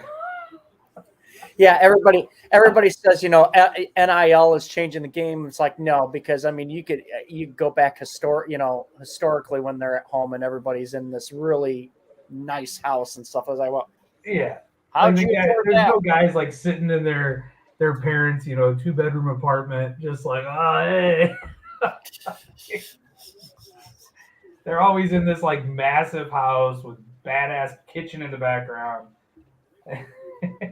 It's like, oh, I'm so glad you're getting paid millions now. You really need Right. it. There's ideas behind that. We could probably talk about that on Sunday, as a matter of fact. How do you get a blue chipper? What? How do you get a blue chip prospect?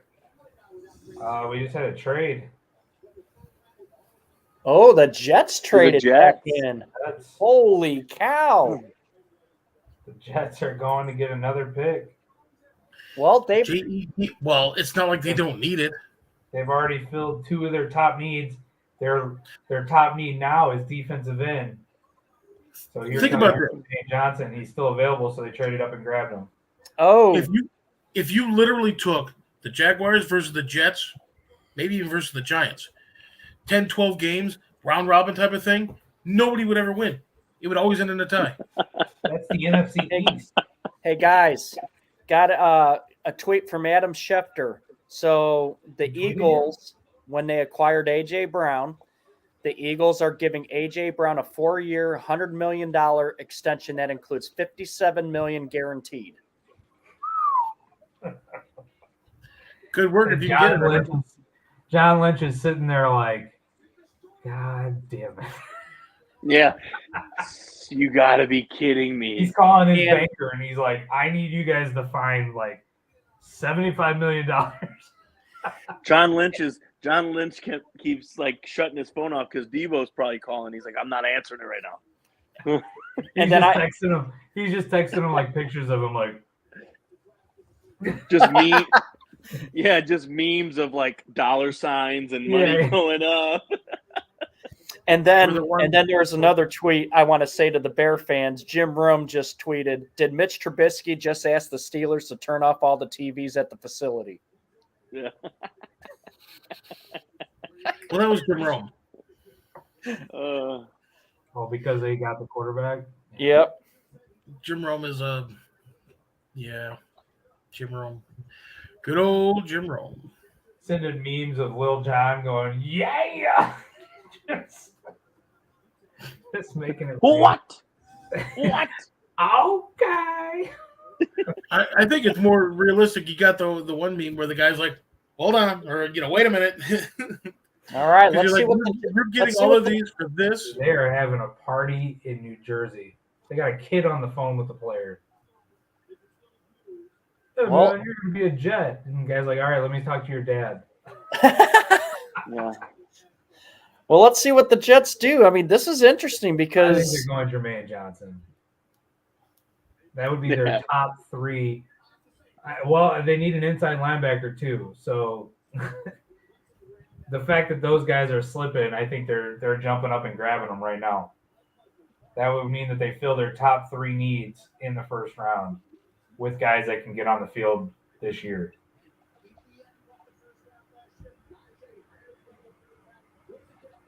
The Jets. Wow. All right, They're like the Green Bay Packers of the Eastern Seaboard. What do you got now, Brian? I can confirm the Jets pick. Oh, look at you. Yep. Well, you got Adam Schefter tweeting you direct. Now this Yeah, one this is Rappaport. Oh, Rappaport's in your DMs, huh? that's funny. I didn't even see him pull out his phone on TV. Can you imagine what that would look like? Hey, Packer Becker, Brian, this is what's going to happen. Oh, they Dude, are did you probably see supporting the crew. So they'll Speaking of probably crew, do whatever happened to sporting news? You remember that? They probably watch us before they go live on ESPN. Probably. Here we go. Look at this guy, he's got a Wilson jersey. So who is it, Brian? It's Jermaine Johnson. called it. Yep. So they filled their top three needs in the first round, and then they're up again, pick 6 in the second round. Well, depending on what we have to see the trade details. They haven't released that yet. So Yeah. They probably lost that, right? You never know. But this guy's crying.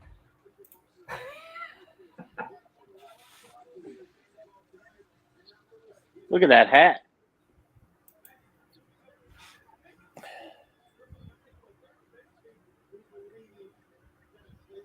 Is that his little brother that's crying? Or Oh, he is crying. all right. Oh, the Buccaneers just traded the 27 pick to Jacksonville. Now Jacksonville's getting back in. Yep. Oh, they're gonna go get Dean. Well, where's Sidoris? He's going to be popping on bitching about it.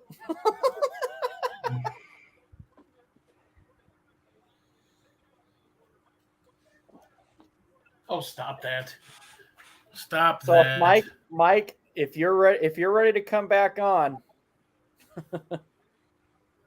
give us your take on the Buccaneers trading out of the first round.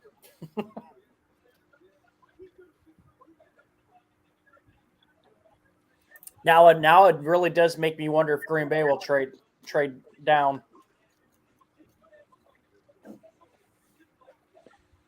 I'm just praying that They- the they Bears need so don't many trade picks. into the first round.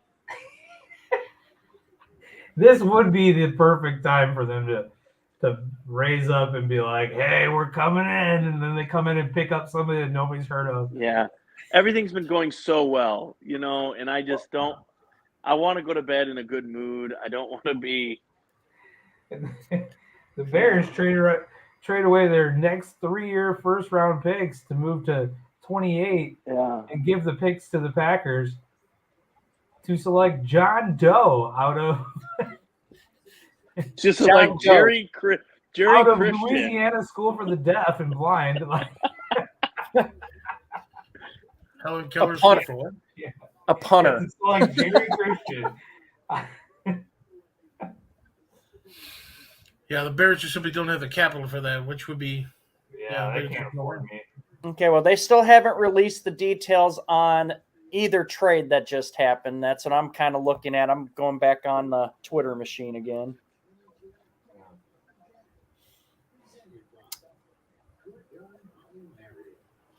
that poor kid's going to the Jets.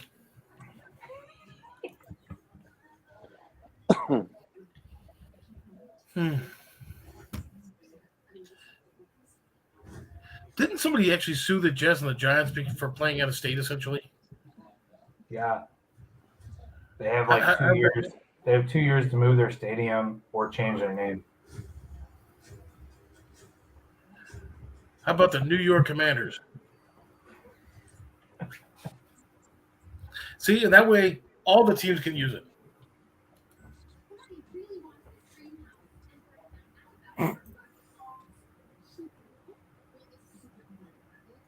And you got to admit, the Jets had a pretty good draft. This guy. No, I think the Jets did excellent. I mean, that's a And they good still have haul. a ton of picks. Yeah. I think the Jets did excellent. I think. I mean, theoretically, the Ravens. I mean, depending on who they end up getting, and who they picked, I think they did great in the draft. Just the moves they made, just to get a better receiver, possibly. This guy posted on Twitter, and he goes, "Why is the green room for the players 6 miles away from the main stage? We'd be done by now if they weren't doing a marathon to meet the commissioner."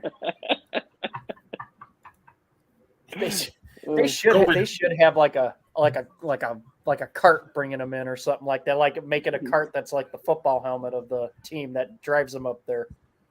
Like across the street.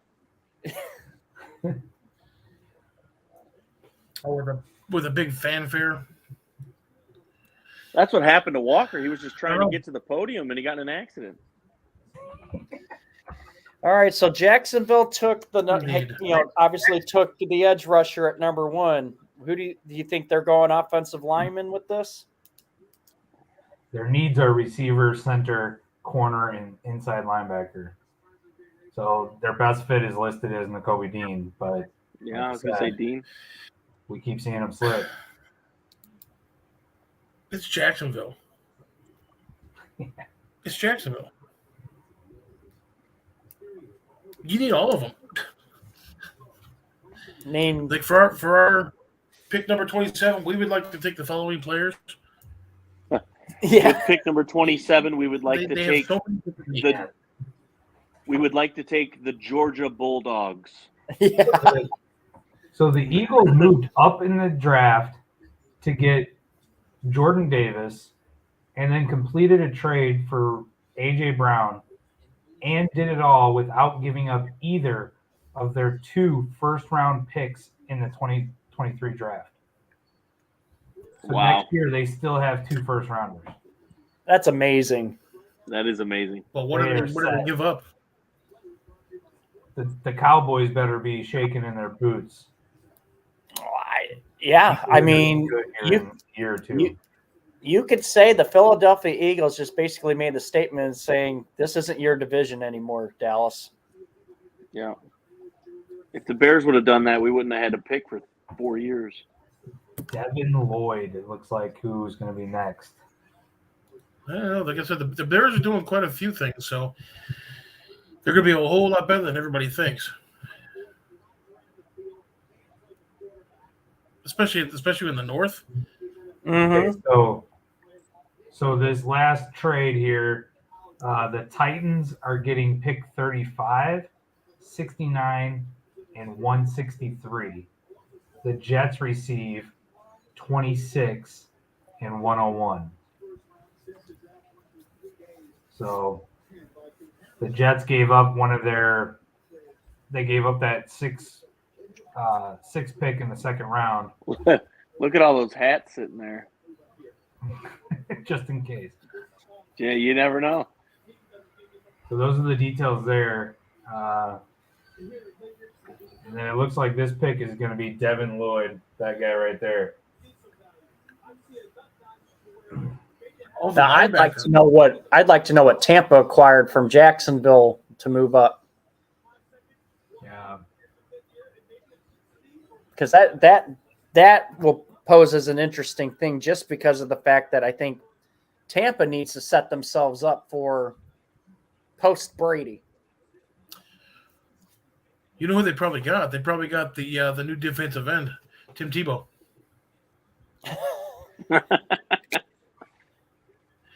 You never can tell, though. The Eagles still have 4 picks left in this year's draft. Hey, Jerry, your phone's not on silent, right? Just in case you get a call. Oh, shit. Make I sure you have have 3 missed calls. See, Jerry, come on. It's Jacksonville, Jerry. What do you think? I don't want. I refuse to play there. Well, the problem is all three benches are the same. No thanks. I don't like the one.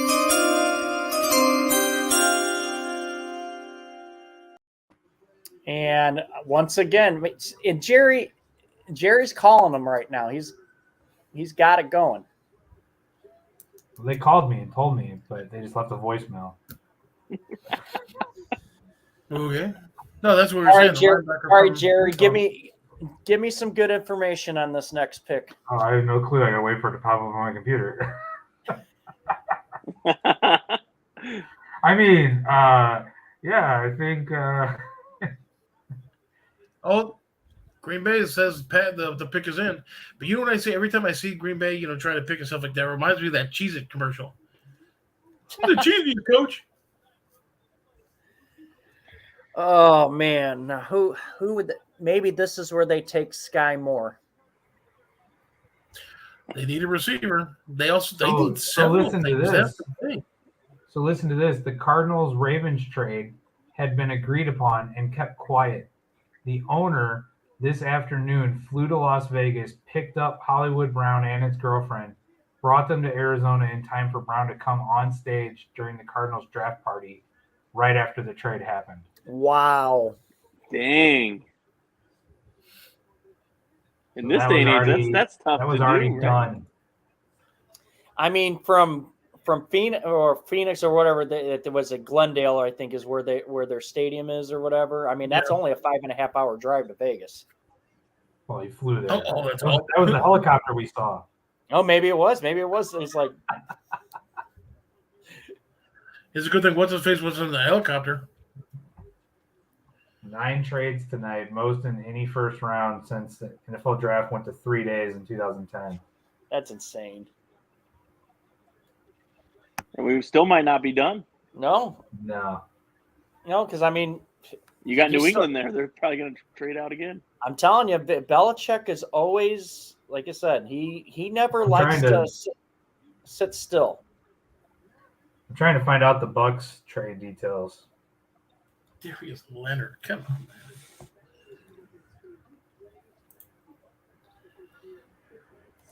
Yeah, I figured Sedoris would have popped on after that just to give his. He's pulling his hair out even more. All mad. What hair? We needed a quarterback. Why didn't we get a quarterback? Yeah. Well, if you look at what the analysis is for Green Bay, wide receiver, linebacker, offensive line. That's for sure. So you still have Dean. You can actually take Dean. Will they? Who knows? Take both George- Georgia linebackers? Wow. That'd be cool. Hey, wouldn't at it? least they're used to playing they're used to playing next to each other, so you're not going to have that much of a lag in communication and such. Karlaftis? George Karlaftis? Edge rusher from Purdue. He's actually one of the best available as well. Oh, that chick wearing number 29, she's wasted.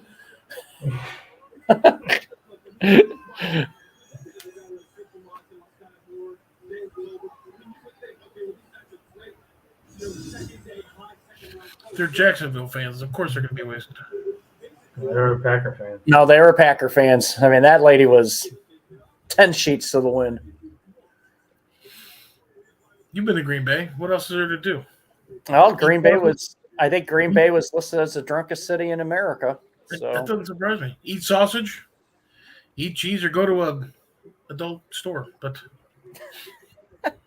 The Bucks sent number 27 to Jacksonville for number 20 or for number 33, 106, and 180.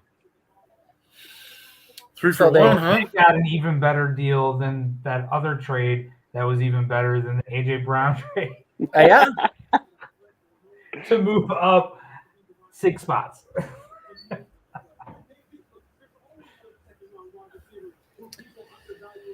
see, I mean, if you didn't take a receiver with the 22,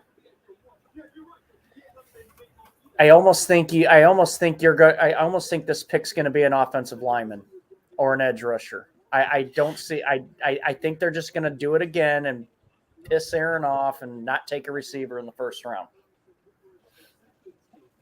Apparently, Lamar Jackson made a tweet, but it's already been removed after the trade was announced. So It was removed saying what? He probably wasn't happy.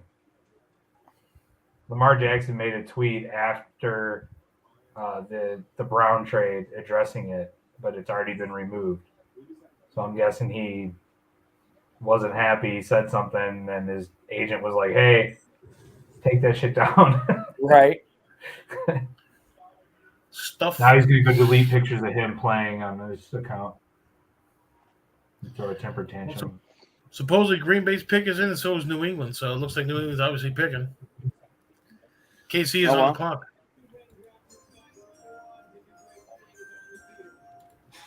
Well, New England, I wonder. I know New England's looking for more weapons for Mac Jones. Mac Jones.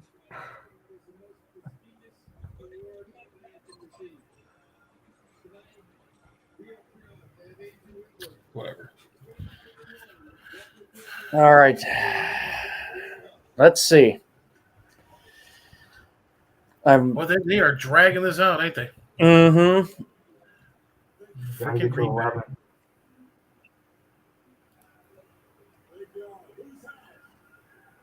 Just say the pick, dude.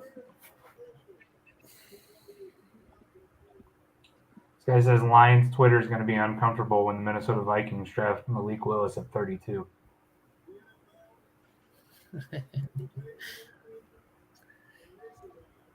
Well, that's a real possibility.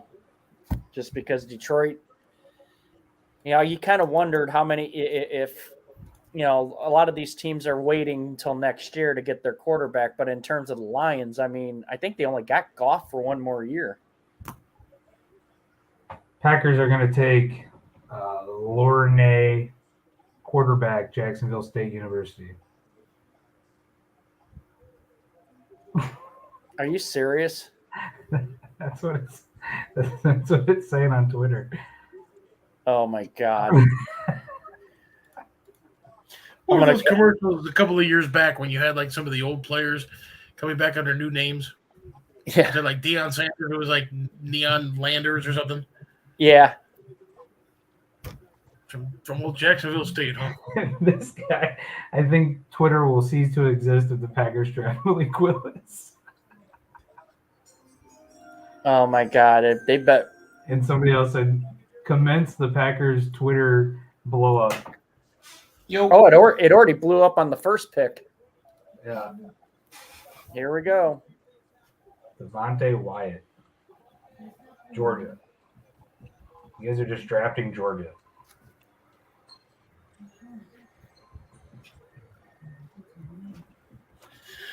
Defensive tackle from Georgia, huh? This guy's at. Well, they definitely needed it. This guy's at like a Waffle House. Where's this guy at?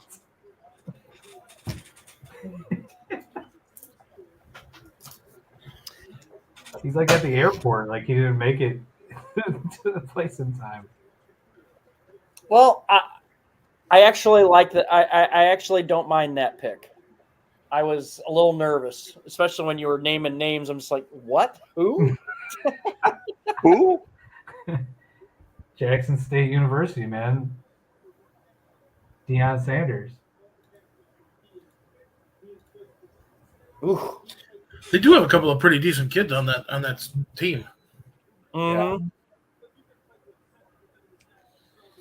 All right. Well, they addressed defense. Yeah, Devontae Wyatt, defensive tackle, Georgia, big kid, fast. He's definitely going to make an impact. And Green Bay definitely needed it, but they need several different spots. You need a bunch of receivers. You need a bunch of all kinds of stuff. This now makes me think that besides their 2 second-round picks that they have, that most likely they will probably get an O lineman and a receiver. this almost guarantees me to believe that they are going to sign one of these free agent receivers. Bears are on the clock. Traded Patriots. No. Don't tease me. It says the picks in. Cut it out. Both of you guys like, wait, what? I was about to just shut it off. No, they'll wait to trade up to 32. No.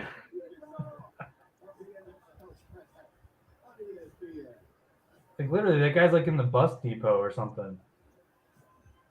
It looked like he was in a stadium because it had like different sections on it. But yeah, like when it first came out, I thought it, like I said, he was like in like a Waffle House or something. Yeah. Like, he was just like, yeah, screw it. So now, okay, so we're getting to the last 4 picks. Obviously, these are all teams that, well, with the exception of the Lions, these are teams that we're in the playoffs, rather successful. New England, I think both New England and KC both need receiver help.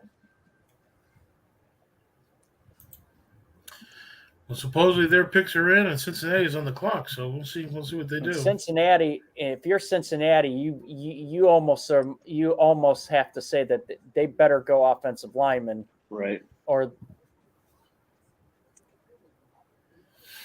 And obviously with Detroit with the 32, I can see them taking Malik Willis. Detroit's at 32. I still got Minnesota at 32. Oh, is it Minnesota? Oh, it's Minnesota, Yeah, isn't 'cause it? they I'm traded. sorry. Yep. Totally forgot about that. Because Cincinnati definitely needs offensive line because, whew, how many sacks was he? 9 sacks in that one game? I mean, granted, they still won, but They still, still won. that's Yeah, that's and what their 2 playoff games. It was like what 21, 22 sacks in both games or something like that. yeah. Combined, it was insane. You definitely need offensive line help. But that's the crazy part about it is, unfortunately, it was leaking like a sieve. So they could be coming up the middle. You center your guards, and then it was coming out the tackles. So just depends on what play. Lamar Jackson tweeted out WTF. That was his tweet, and then he removed it. No, it's there. And then he went like this. He posted this in reply to Hollywood Brown saying, "Wish I could have played with my brother forever, but I'm going to see you at the top."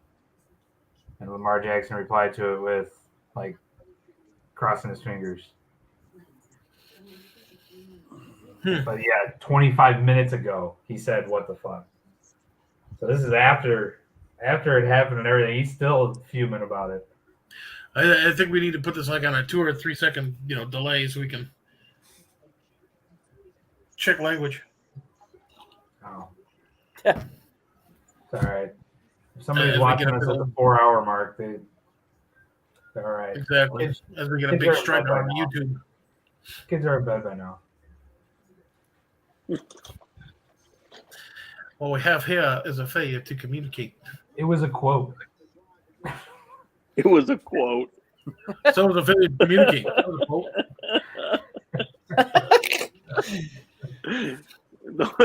Those aren't my words. Yeah, I'm just quoting Lamar Jackson.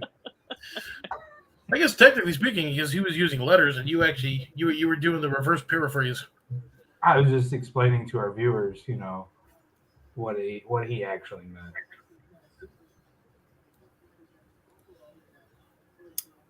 All right, New England. Who are you taking? Who?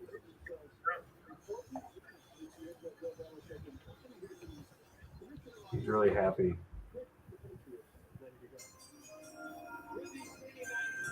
Oh.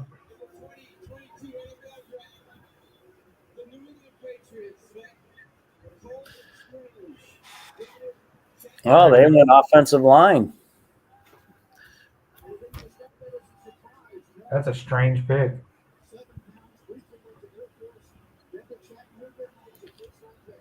Nobody? I've got nothing on this one. It's I'm strange. still waiting. huh? I'm on such a delay. I haven't seen it yet. Right. It's Oh, a yeah, strange you one, go. Kyle. Get ready. I see it now. Yeah. I've got nothing. I'm sitting here just going, who the hell is this Cold guy? Strain, guard, Tennessee Chattanooga. Here's the thing, though. If anybody can get anything out of anybody, it's going to be William J. Belichick. Like, I kind of want to know where this guy was rated in terms of. It doesn't as a matter. prospect. Belichick goes out and finds these guys that nobody else is even looking at, and they end up to be superstars. So he was third team FCS All-American. He had a 93% chance of being available at pick 54 entering tonight, New England's next pick, and they took him in this one. You know, whoever's doing those percentages is probably not going to be doing them next year in the draft. It's all computerized, man, based on where they're ranked, and Yeah, whoever's putting that up, it's not going to happen. Oh, they did this one quick. Thank you, Goodell. Yep. Get this over with. George Karlaftis, defensive end. Yeah, he was the one we were talking about for the Packers, as a matter of fact. Yes. Yep. Out of Purdue. They had to look up the correct spelling on Strange to make the jersey. They were like, "Wait, who is this guy?" Chattanooga. Yeah, that's I gotta Google, get a picture so we can make our graphic to put up, and again, that's one of those underwhelming picks. But I mean, Belichick. Look at some of the players that he's been able to actually turn into, virtual superstars.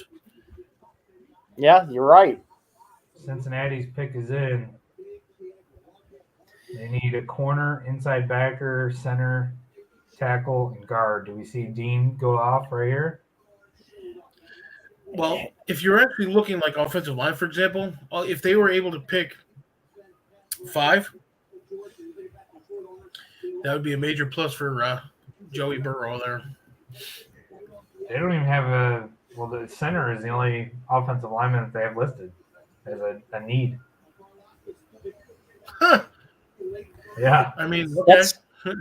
Yeah, I don't buy that one bit because their offensive line was a human turnstile.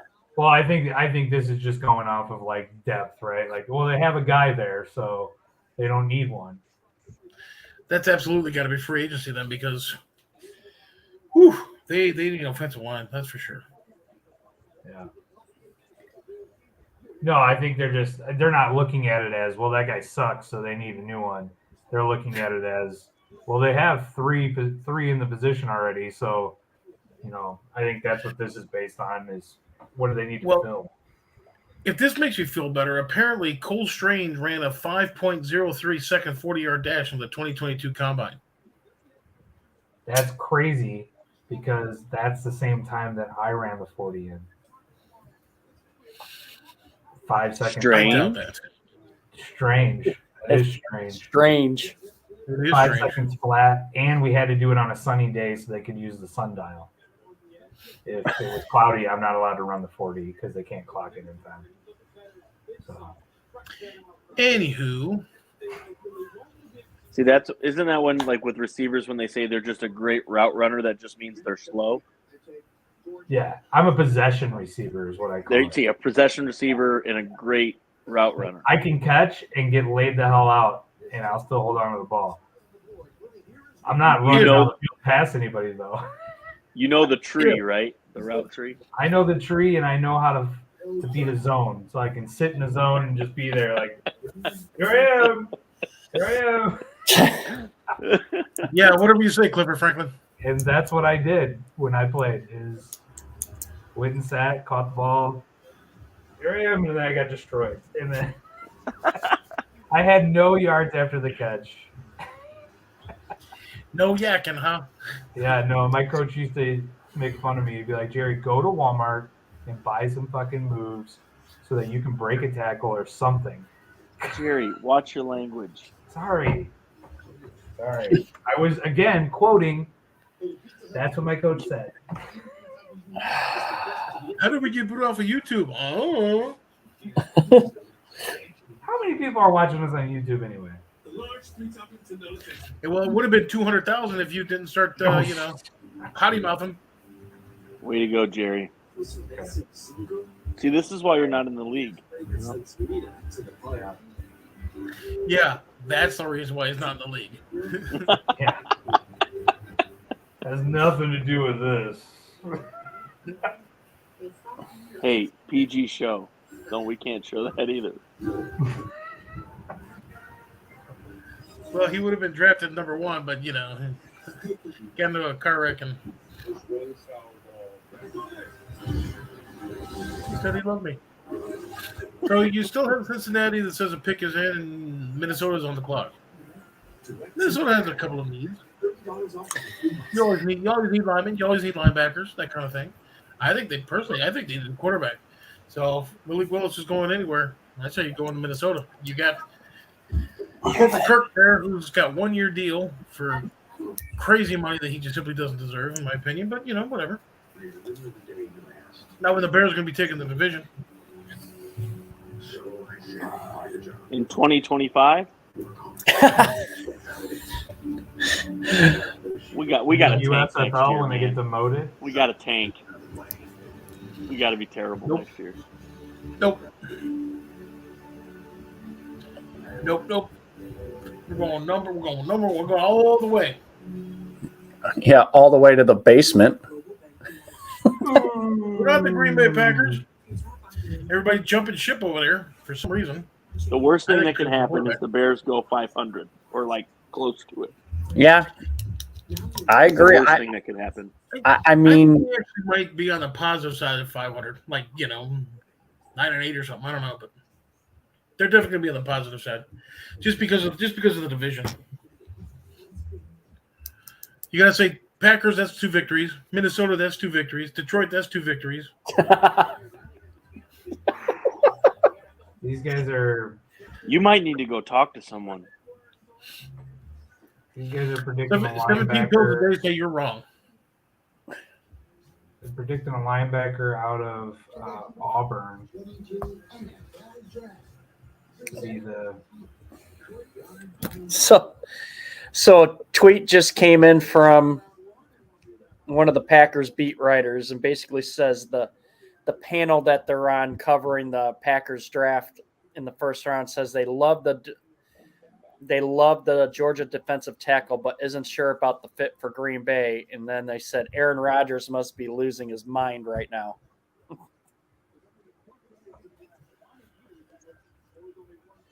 He's not losing his mind. He's got 150. He's got 150. I was going to say he's got 150 million reasons to relax. Yeah.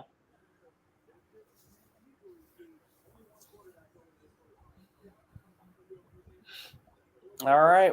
Well, let's see what Cincinnati. If it's not a lineman, I think it's a mistake. I think you might see Dean here. It's absolutely got to be. Booger shame thinks they that, should drop defense. I don't believe anything Booger says. No.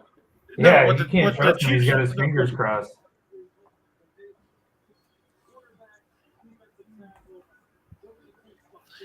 That Go was put a your good nose in that corner for 5 minutes. one. That was a good one. Come on. Man.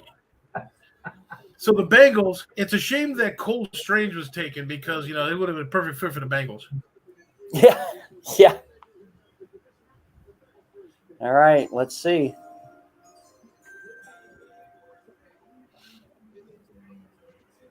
Minnesota, supposedly, their pick is in also, so that's going to be another hour and a half before we can see that. Daxton Hill, Michigan. Oh, they went defensive back or safety or whatever. Daxton Hill out of Michigan. Mm-hmm. Oh, yeah.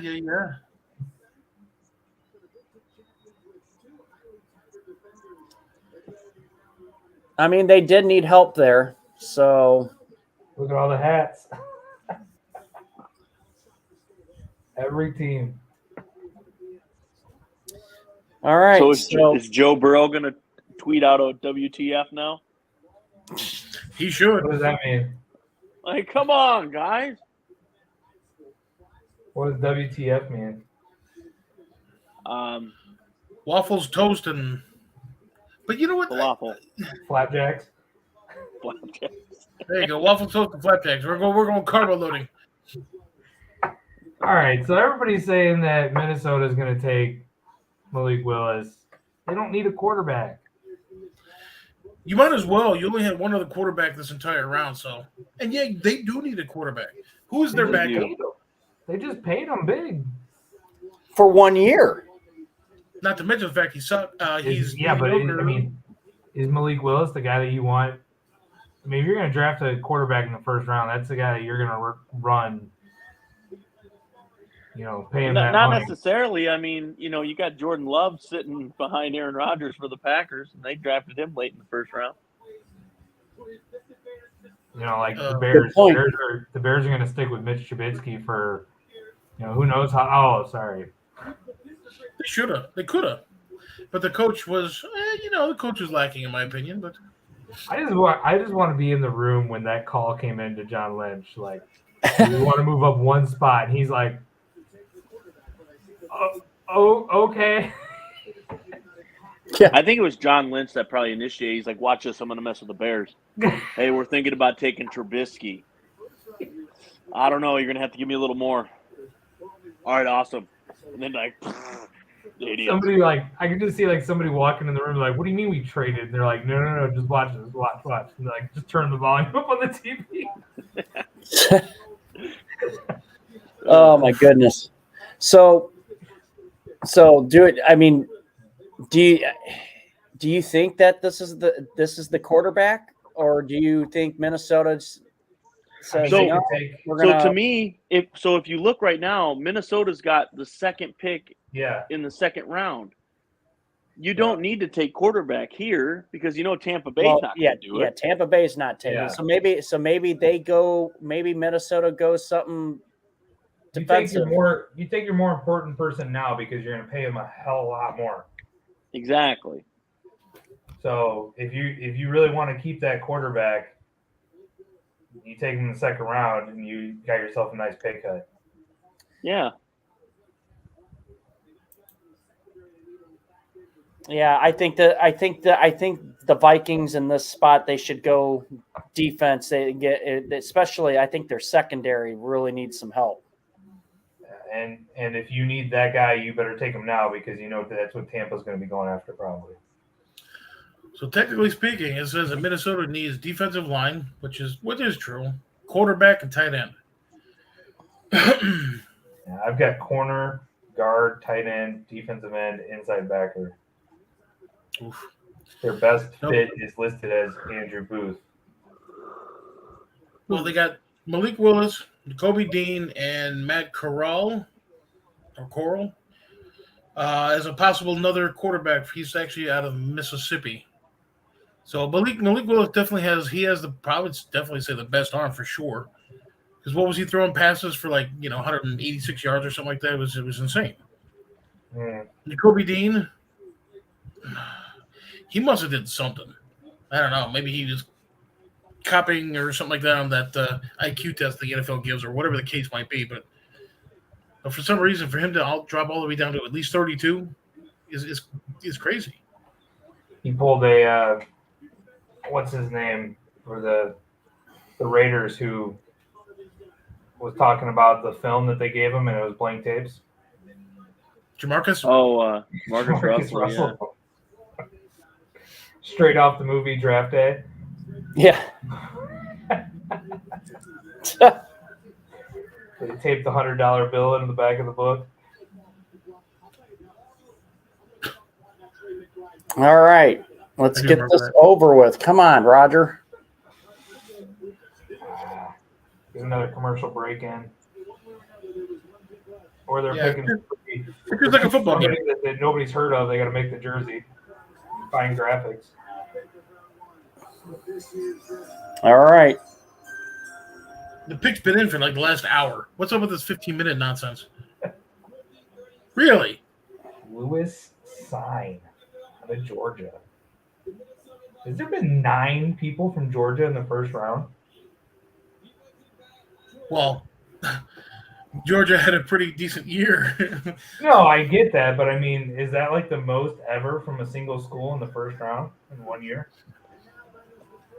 I don't think, personally, I don't think it was the most, but it's definitely probably top 2 or 3. First college team in NFL history to put 5 players from the defensive end in the first round, or defensive on the first round. There you go. That's amazing. Wow. Well, Georgia's defense was, like I said, was pretty good. You had that interior line, that interior defensive line was just insane. Their linebackers, corners, everybody. So, Wait, okay, what did there you go. you say the stat was? The Brian? first 5. The first college program to put 5 defensive players in the first round of the NFL draft. Oh, okay, defensive players. Yep. The record is shared by 2 schools, Miami and Alabama, with 6 total in the first round from their school. Right on. So I don't know if Georgia beat that tonight, but No, they I don't all know. defense from Georgia. Yeah, nobody from the offensive side got picked for Georgia. Well, They Well, had a decent offense, too. But they were definitely a defensive team, that's for sure. Oh, man. so now that the first round's concluded, what's everybody's take on what we saw tonight? Debo isn't going anywhere. Yeah. Yeah, I mean, definitely. it started off a little slow, but then fireworks right in the middle of the round was just one trade after another, after another, after another. And then you look at like what the Jets did. They had such a good draft.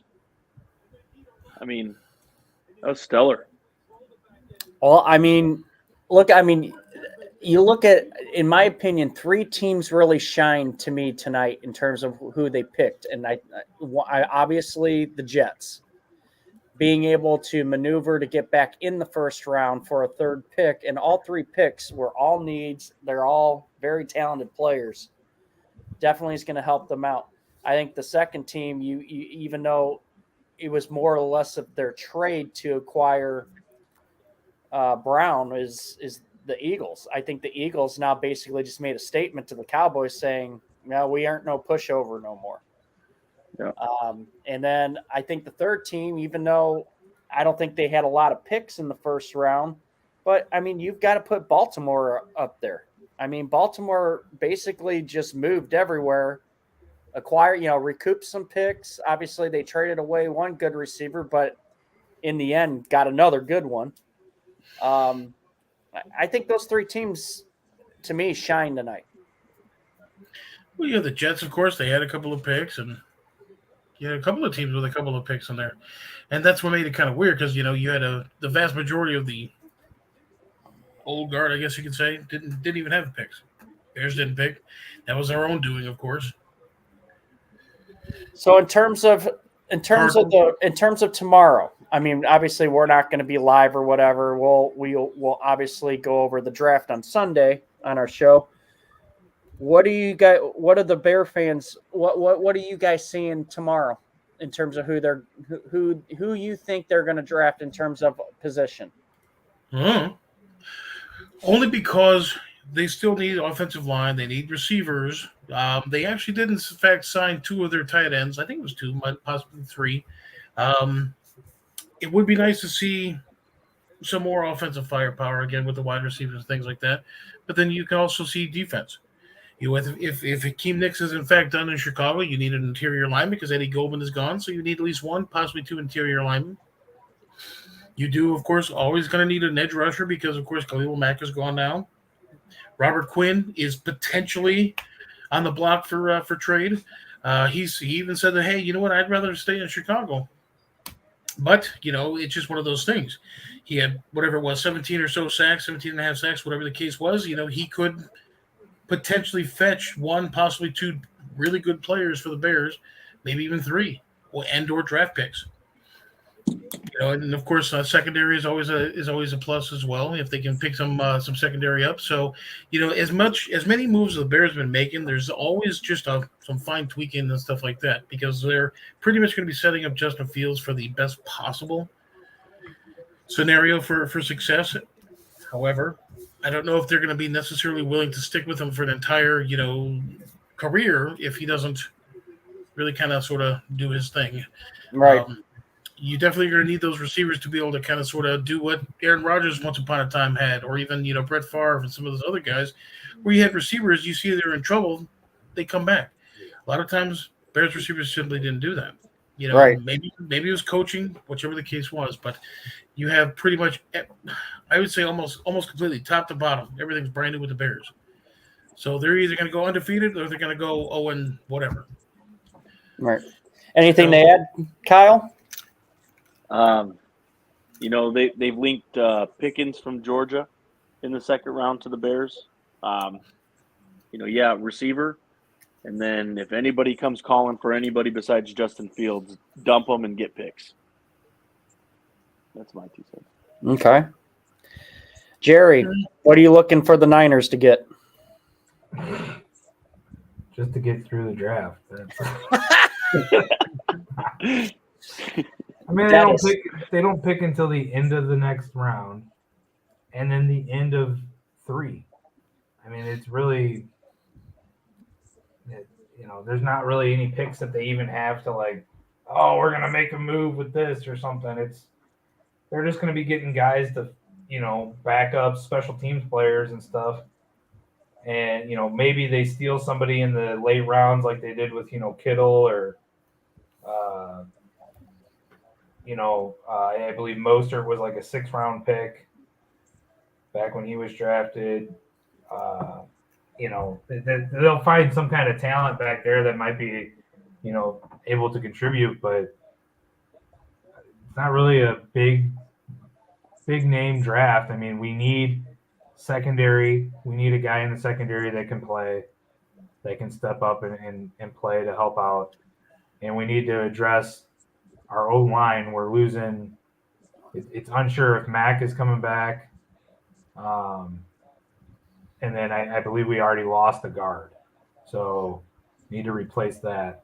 But so do you see Debo as possibly being one of the guys who might be, hey, you give us several of your picks and we'll give you a player to be named later?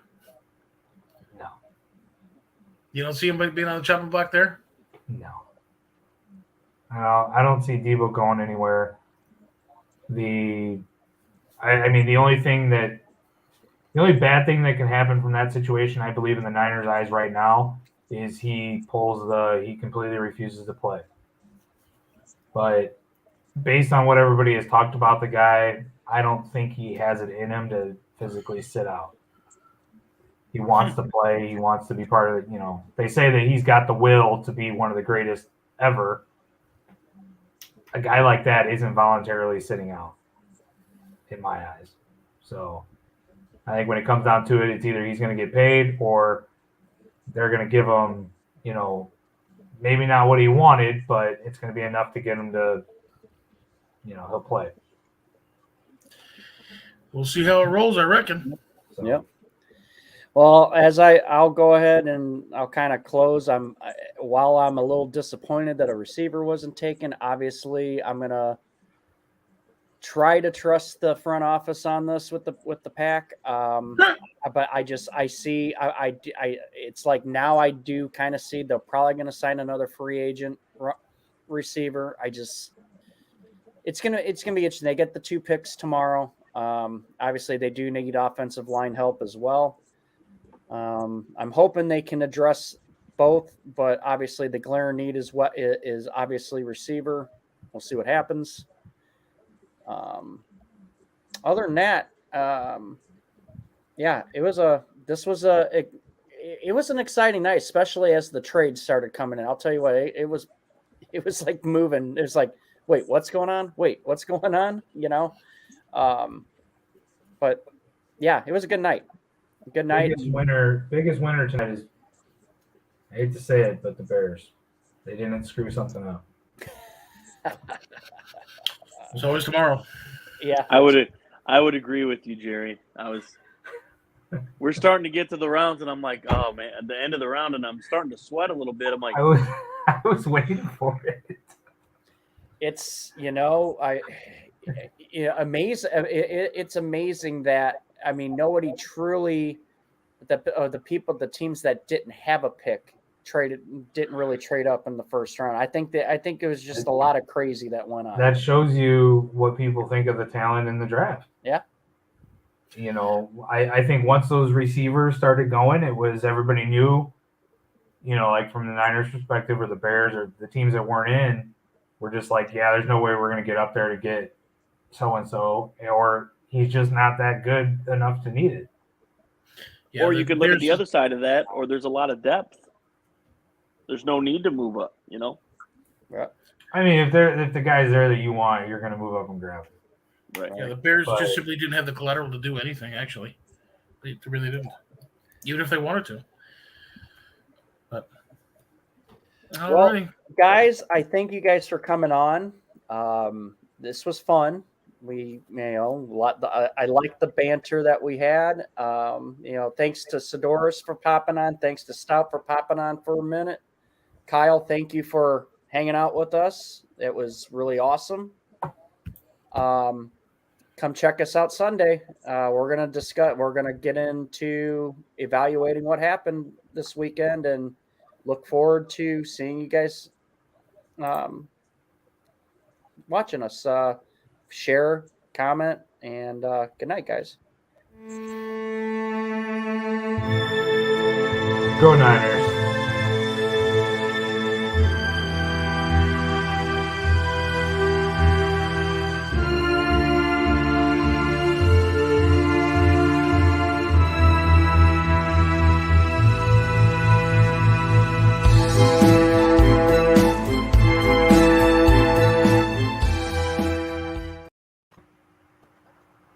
Had to get it in.